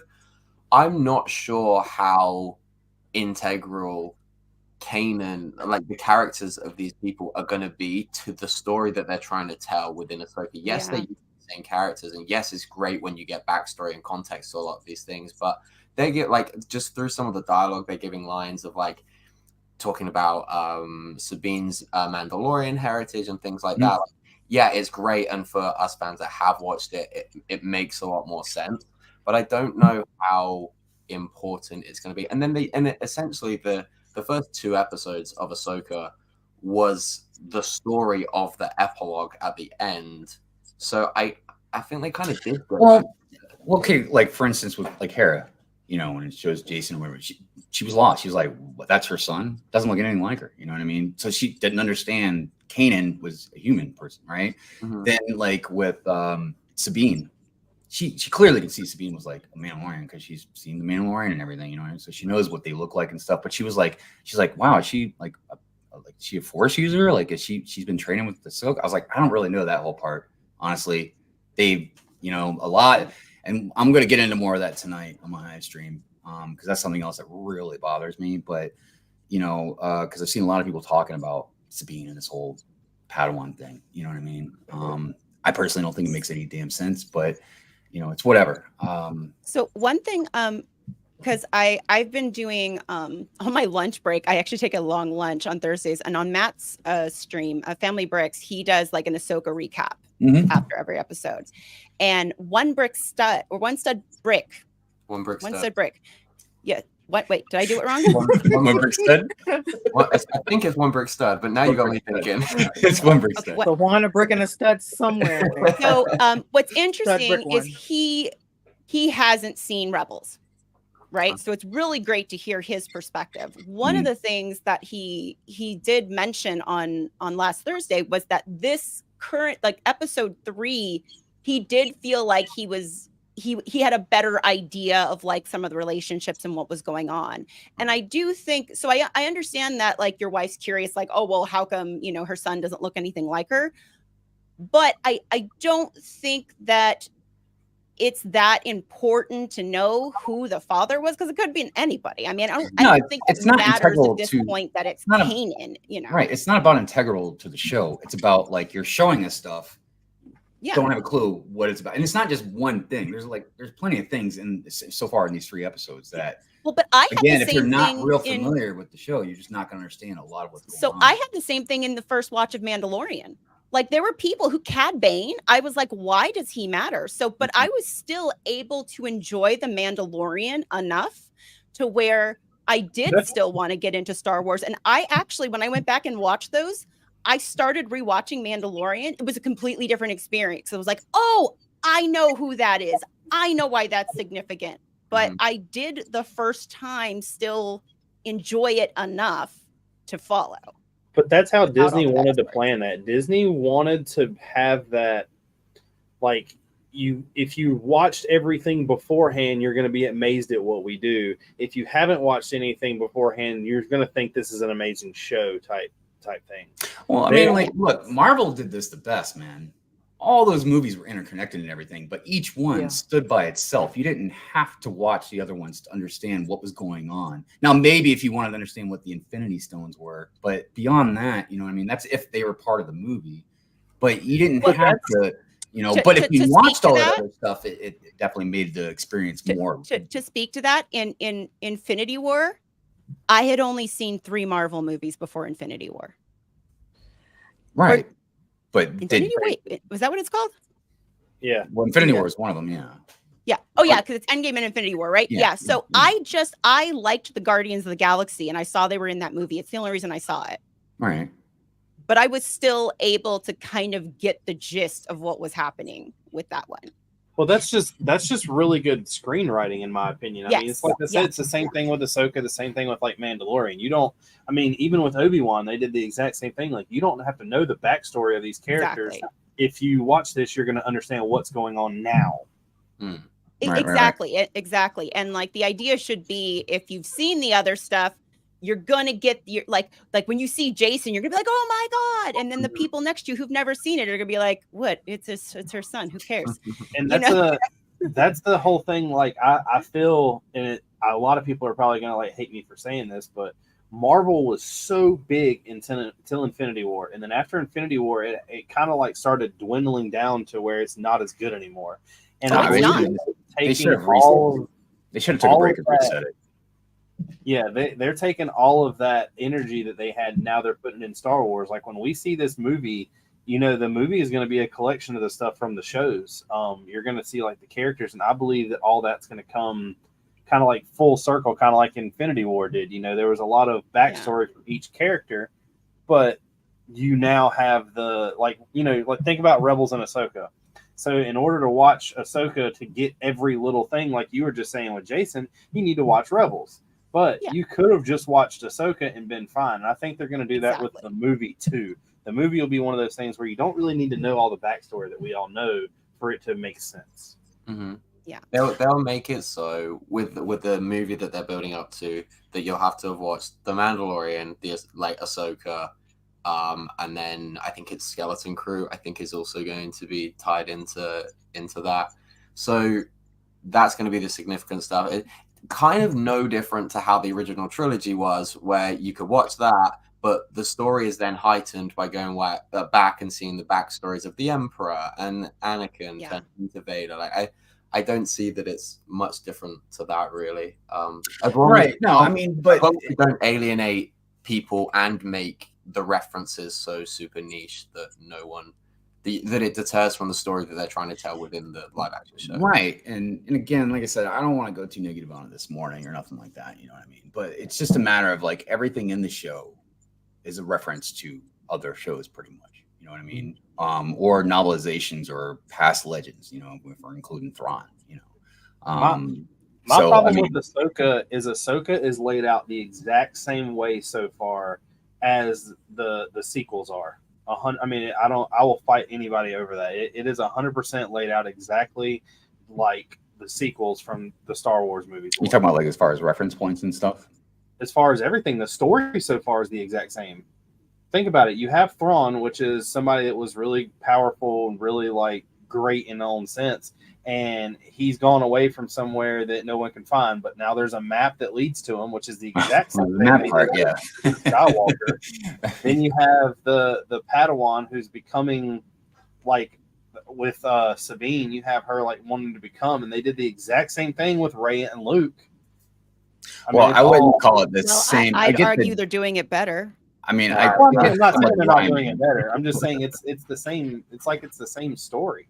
Well, they even because my daughter and I couldn't get enough of everything Ahsoka, and in a lot of the featurettes coming up to the show, they very much said that this show is about you know, a master and Padawan. It is about that relationship. I mean, we see it mirrored in Ahsoka and Sabine, and we also see that relationship as well in Baylan and Shin.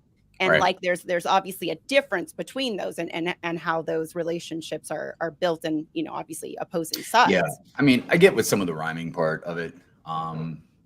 Definitely, there's some directions I can do maybe differently or not, but I think Ahsoka is got some similarities. You know what I mean? Like Master Apprentice, that type of stuff. The map definitely, which that's a whole different thing, anyways. But I do like the biggest thing that I like about Ahsoka, honestly.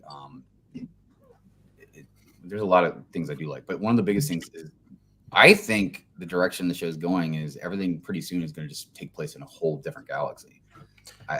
Now I don't know if they're going to bring Thrawn to us or if they're going to go there. I feel like they're going to go there, but that's wild to me, man. That's the first time, except for some legend stuff. But I mean, that's one of the things we really need to do, though. Anyway, because I think the shows and the last 9 movies we've seen have all taken place on like Tatooine and Endor and Jakku. Agreed. Well, this is something that's different. This is a big win for Disney because now they can take Star Wars and really do what they want with it. Because once you're out of the galaxy, man, you're in a different galaxy. There's a whole different planets, creatures, like technology, whatever. And I'm curious, you know what I mean? It makes sense too because Star Wars always to me seemed bigger than one galaxy, you know what I mean? But whatever. One of the things I feel like about this show is I was saying it feels very Star Wars. Mm-hmm. Like I love the fact that I love Andor, don't get me wrong. It's fantastic, but I do also enjoy seeing like the lightsaber battles, the flying through space and like, shooting. I love when Ahsoka comes out in the spacesuit, like, and is doing like the, she's deflecting the stuff and everything. I mean, I love that. It feels like so very like Star Wars. And don't watch my Hive stream tonight, please. Because I've got a lot of very bad things to say about that scene. Whatever. I loved it. I thought it was super fun. And that's like it. That's what I loved. I loved the concept of it was fun. Great because it's something we haven't really seen before, except for in like the anime, the Star Wars anime. Remember when they were just floating in space, like no helmets on? But see, that's the thing that I'll go against you. That we have exactly seen that before. We've seen that in The Last Jedi when Homeboy jumped over the ship and cut it in half with the lightsaber. Yeah, but it's Star Wars with lightsaber. There's only so many ways you can take down a ship. There's only so many ways. I know, but how? Like, you're really going to put on a spacesuit to stand on top of your shuttle? Oh, you're talking about when on the planet when Rey jumped over?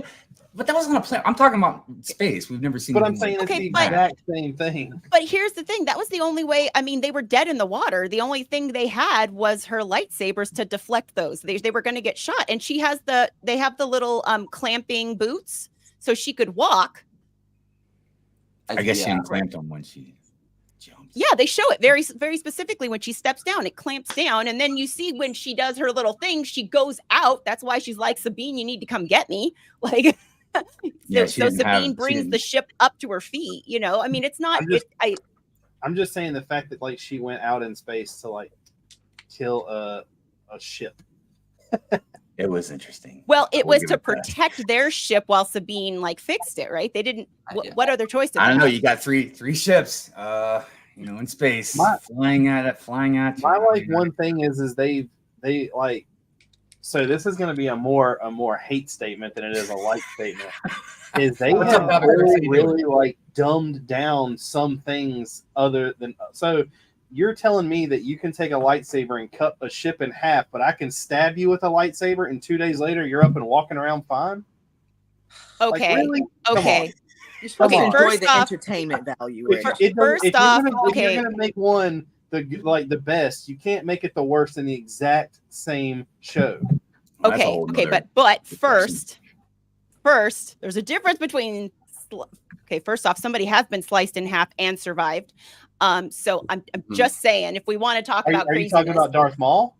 She's talking about Darth Maul. All right, but Darth Maul was brought back as a robot.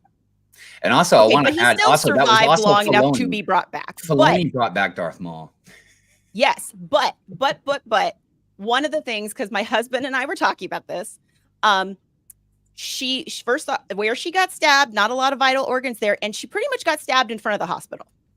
Oh, Well, I mean, they had You know what I mean? Like, they she- had to make it as realistic as possible because they were going to have every fan judging it. So I agree. I with really you. appreciate There's space wells, there's space wells and lightsabers, and the Force is not realistic. Like I really appreciated Shin's stance though when she did it. I Yeah. like that stance. Yeah, she I'm did. just That was good I'm stuff. just saying it's when they do the ones like where they stab the person and they fall and there's no help around anywhere, so there's nobody coming to help. I mean, I understand like, oh, and they still turns out they're still alive.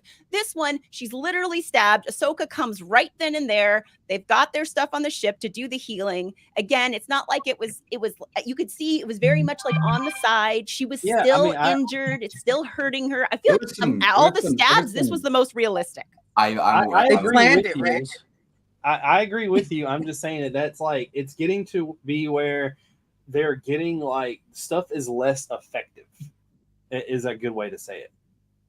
Maybe the healing is more effective. Well, I mean, look. Apparently, a back to tank can do quite a bit. Look. The one thing I will say, no matter what direction you want to go about the whole Sabine getting stabbed with the lightsaber thing, I will say this: whatever the healing was, it was quite good because there was no hole when she showed the wound. No, she had the scab. You could see like the little indentation and stuff. Like it. But was, I mean, like it was all like looked like it was tissue. Like it was just Yeah, it like was there was like no art hole. Like you couldn't see through it. You know what I mean? Like Well, no. so that was some good healing. So Yes, she they grew. got- She grew it's her been skin quite and a few everything back in years. a matter of a couple days. But It's again, been quite a few years. I mean, they can make robotic hands. I mean, I think healing up a quick like yeah. stab, and it does cauterize itself.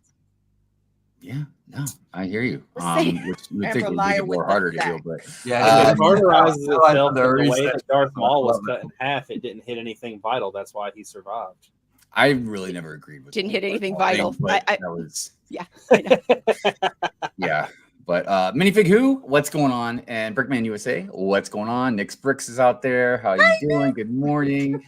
Oh man, there are comments. I lost track of all the comments. I'm so sorry. Star Wars. Star Wars Space Time, has what's up? always done that though.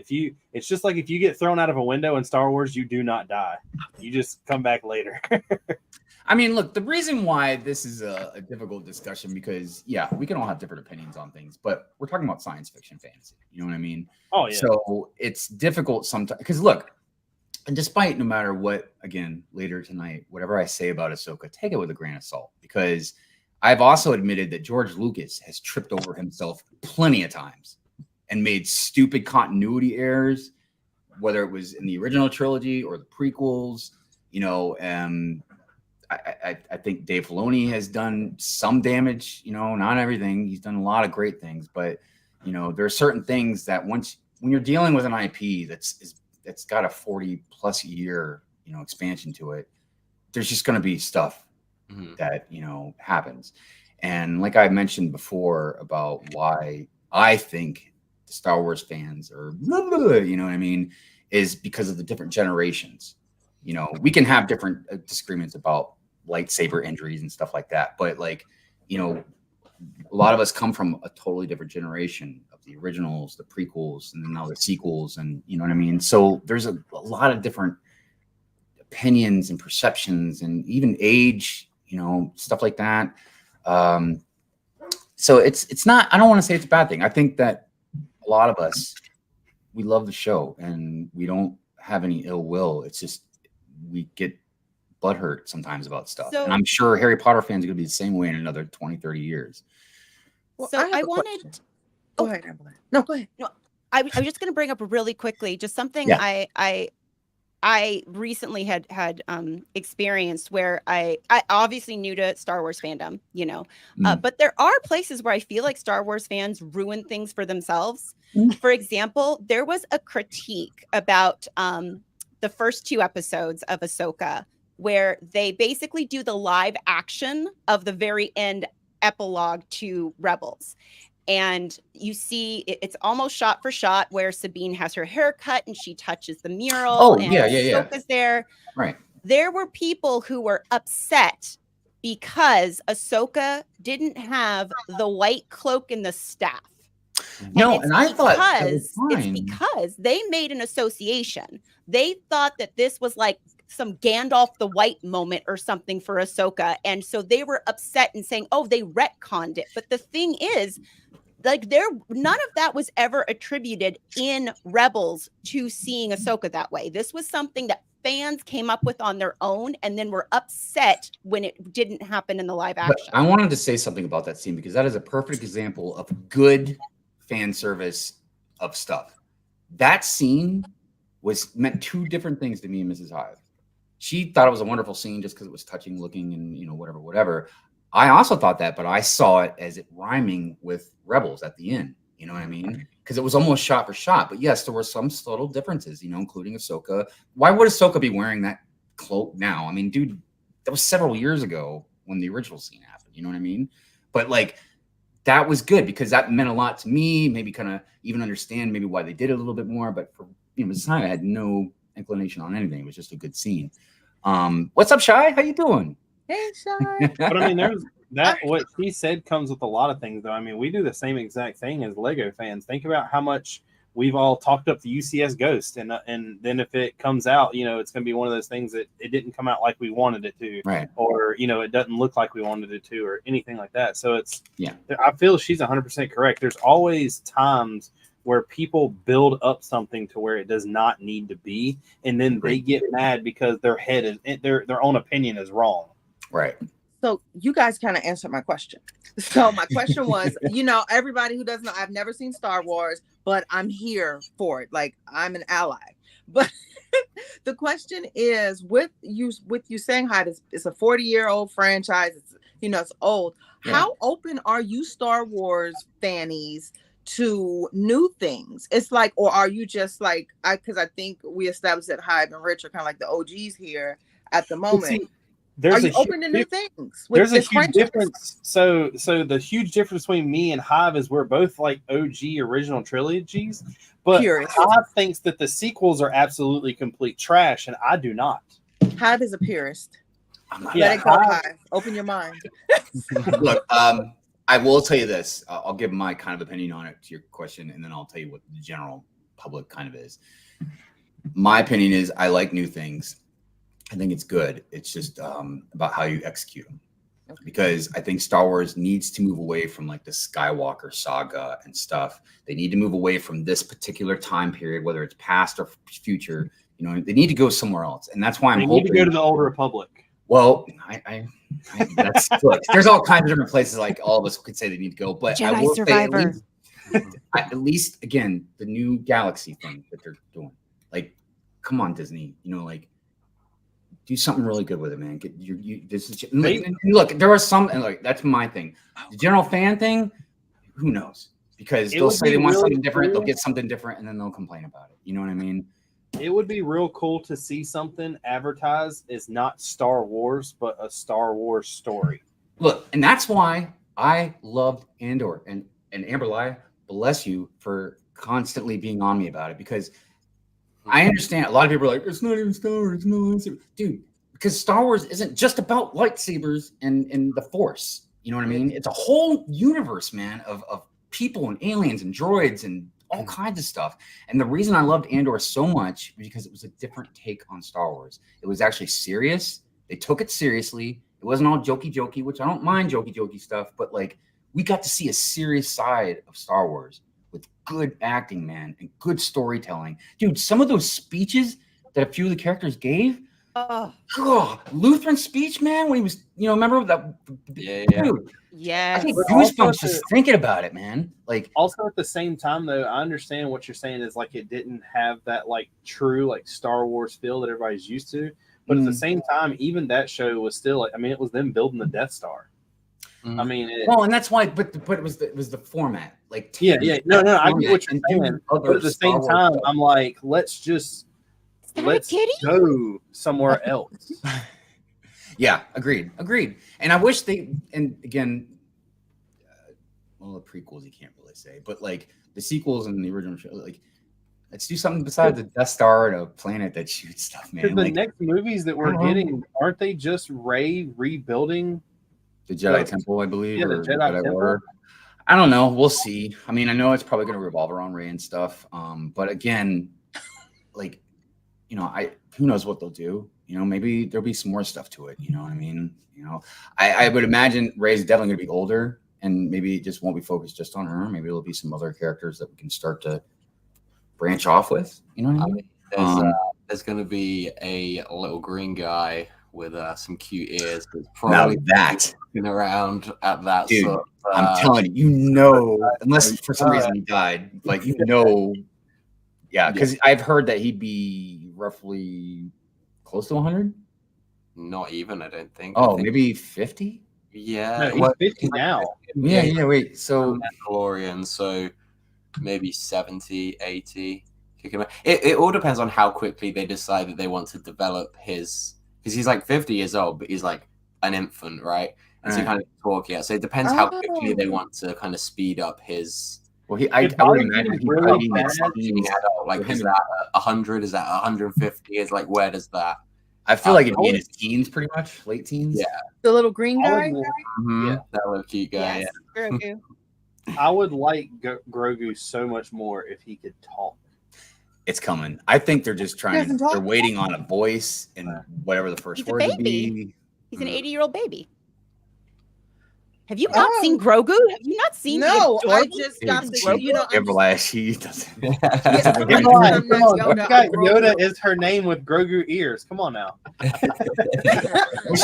took on Yoda's character, not Grogu. Oh my god, he's so cute. Yeah, he's without a doubt the. Wait, you're a Grogu fan? Y'all could have corrected me. He's adorable. That it ruined. Grogu is a great. The only reason I've always what is it? IG with the redone like little robot. And he's like, yes, no. Oh my god, I love him. The only reason I had beef with Grogu, man, because you know the whole joke thing with me, but like they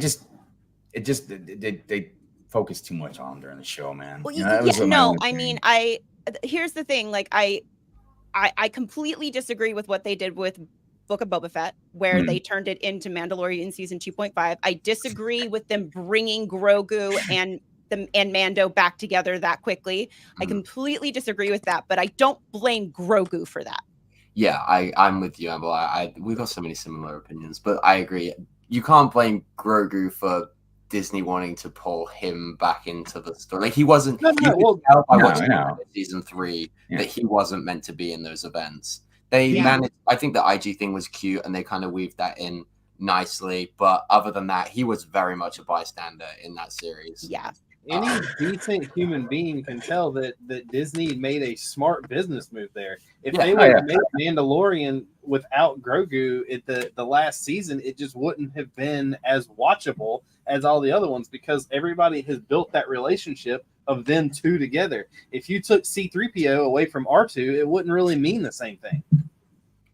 I have a theory that those 2 episodes of Mando season or of Book of Boba Fett were probably intended to be just before they visit Mandalore or just before the finale of Mando season 3. I think we would have got the events of Mando season 3 up until the finale. Because he even says, like, I've got to go do this mission.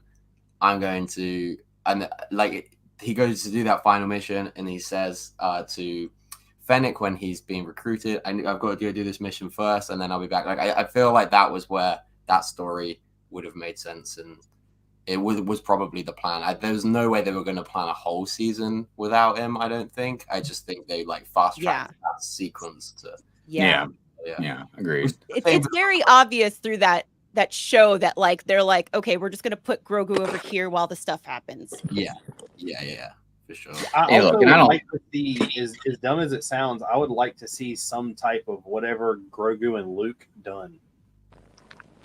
Yeah, because what they say, it was a couple years. Yeah, something because like I know the whole point was him to train him, which is kind of it going back to Yoda is the same species as Grogu, and Yoda trained Luke. I want to see what Luke has done to Grogu. Well, it didn't look. I mean, Well, but in all fairness, I feel like Luke is expensive because that is some creepy CGI to age him down and all that other stuff. So, like, you can't. I mean, yes, I would love that, but at the same time, I feel like the creep factor, the uncanny valley thing, and then like again the expense, we weren't gonna get that. Well, not only I would've that, liked but to, also, dude, for some, I know he's like 50 or whatever, but like Grogu's obviously like a baby, you know what I mean? So to train, you know, Grogu in the Force, like that would take a long time, man. You know, just like if you had gotten one of them when Coruscant was True. So I think something to keep in mind is he's a baby for his species. Like, I don't know that that correlates exactly to the same as like a baby for a human, because obviously he can do and is aware of things maybe more so than what we would think of as a human baby. So I think he could have, because I can't imagine a species surviving very long and being like as weak and helpless as human babies are. Do you know what I mean? For 50 years, you know. So I think they're I think they still have they're like a step above, right? Yeah, no, I agree with that, definitely. Yeah. They'd have to be, yeah. All right, well, we are approaching the end of the second hour. Definitely got to talk about some the new Lego sets, and definitely got to talk about some Ahsoka. It being Star Wars, I'm sure we could probably talk about different Star Wars stuff all day long and have agreements and disagreements here and there. But unfortunately, we don't have that kind of time. So I'm going to drop it down to Tech real quick. Tech, what do you got going on, man? You got anything you want to promote, shout out, complain about? You know, drop on. So if you've been following my channel for a little while, I was working on a Scarif build with a group of my friends, and like at one show there's parts of it missing because some of us couldn't make it, and so yesterday we hired out a hall and we managed to get the full mock finally all together. A couple of the likes I posted on Instagram, so you might have seen that. But so in the next like week or so, I've got like a whole walkthrough video of the mock. So yeah, that's coming up. And then I think Tuesday I'll be back streaming. If I haven't finished the Ghost playset yet, I'll be doing that. If not, I'll be onto the T6 or one of the other Ahsoka show sets. Nice. By the way, real quick before we move on to Amberline, I just wanted to say, man, I love the display case for the Razor Crest. I didn't tell you that a long time ago. Right. Yeah, it just looks good. And is that Stitch back there? It is. It's like I meant to ask you that a long time ago. It's like I see Stitch for me, and it's like it's like a weighted one, so it's almost like a doorstop. Oh, it's so good. It's so I love Stitch, dude. Yeah, he's Stitch. And I love how he talks. Some people don't like how he talks, but I love how he talks, dude. Amberlaya, what do you got going on? You want to promote anything, shout anything out, complain about anything, drop anything on? Sure. Yeah. As you know, sometimes my health causes things to not happen, so I didn't get to do my big long stream I wanted to do, but I will, fingers crossed, be doing my Tuesday night stream. I have started mocking, so that is what I have been working on my Tuesday night stream. So that is what I'll be working on. And then Wednesday with King Oldendorf, Brick Hive, Jesse's Brick Galaxy, and King's Rule 77 at 8:30s on Twitch, we have our D&D game, which we finally got all the technical stuff figured out, and it's finally streaming, and I think we're getting to a good place. That's super fun. And then on Thursdays on Family Bricks, I am on I'm not there for the whole show, but I'm there for the last hour where we are chatting Ahsoka. So that's everything I've got going on. Right on. Yoda Babe, what about you? I have a 16-week-old kitten, and no, you're good, man. I mean, she's bad. Cats want attention too. No, it's perfect. I love it. Say hi, Spider Bite. She's busy, but no, nothing going on. The same old thing. Mom and Mo on Mondays, and then Wednesdays we're hitting YouTube, but I think we have a snag there with the YouTube timing, and then, right. I asked first in my defense, but I think I still messed it up. And then hanging out, got some fun things happening through the week. Got a new hashtag challenge. Like we needed another one. You're welcome. And that's it. That's it for me, guys. Rock on. Podcast for me. That's it. Excellent. Bearded Brix. What about you, sir? Just the same as always. I got another castle video that'll come out Tuesday. It's coming together to the point where I'm like 75% done with everything to start the actual castle walls in the back now, which is the one thing that I'm waiting for the most, I guess. And then just to stream every Wednesday night. Dude, yeah, man, your castles are so big. Sometimes I'm like, did he tear down one and build another one? But then I'm like, no, it's the same one. It's just he did more to it. Same. No, it's not the same one at all. I tore it down to the mills plates and restarted it. Since the last time we had hung out, when you were like the one with the crack and the hole in the wall and everything? I came back from Brick Fair, Virginia, and that's when I took it apart. So if it's been since Brick Fair, it's the same one, but it was fully done at Brick Fair. There was no reason for me to take it apart, but I have, and this is kind of where it's led. I'm confused too, Hive. Now, what was the one with the lights? That was the one at Brick Fair, right? The one with the lights. No, that was the one I'm building now. It's the new one. It never had that's the one with the crack and the hole in the wall, right? Well, it had a crack before, but it didn't have the hole. The hole is what I did this time. Oh, maybe that's why I was confused. Yeah, I'm basically finding ways to open up walls. Like, so before the castle had a full interior, but in order for me to tell you or show it to you, I had to take everything apart, and I'm getting rid of that. So there will be holes in the walls and stuff, so you can actually see the scenes inside. Well, man, just like peekaboo holes. Castle builders, man, you guys are wild. Right on. As far as me, what you doing? Well, every Sunday we got Good Morning Brick World. I should be able to have a weekend review out tomorrow. I would have had it out yesterday, but we had a shindig, which was wild because everybody was in the Lego room. And now, since the last time we had a shindig, I've got the gunship back there, and that wingspan sticks out, man. And I was sweating bullets, dude. like all the kids and even the adults, like they're respectful and everything, man. But there was a couple of times people walked past that gunship, and I was like, oh my god, what am I gonna do with that thing? And where am I gonna put it? You know what I mean? Like I tried to push it back against the wall as much as I could, but dude, the wingspan, you can't, dude. If you hold the gunship to a normal door, you can't just walk through the door with a gunship. You have to like tilt it a little bit. It's crazy. So, anyways, weekend review coming out. I've got a couple other things that I've been working on, but they'll just come out when they come out. But anyways, we will be here again next Sunday for Good Morning Brick World. I want to say real quick, thank you very much to Tech and Amber Laya for joining us for this wonderful and very civil discussion about Star Wars.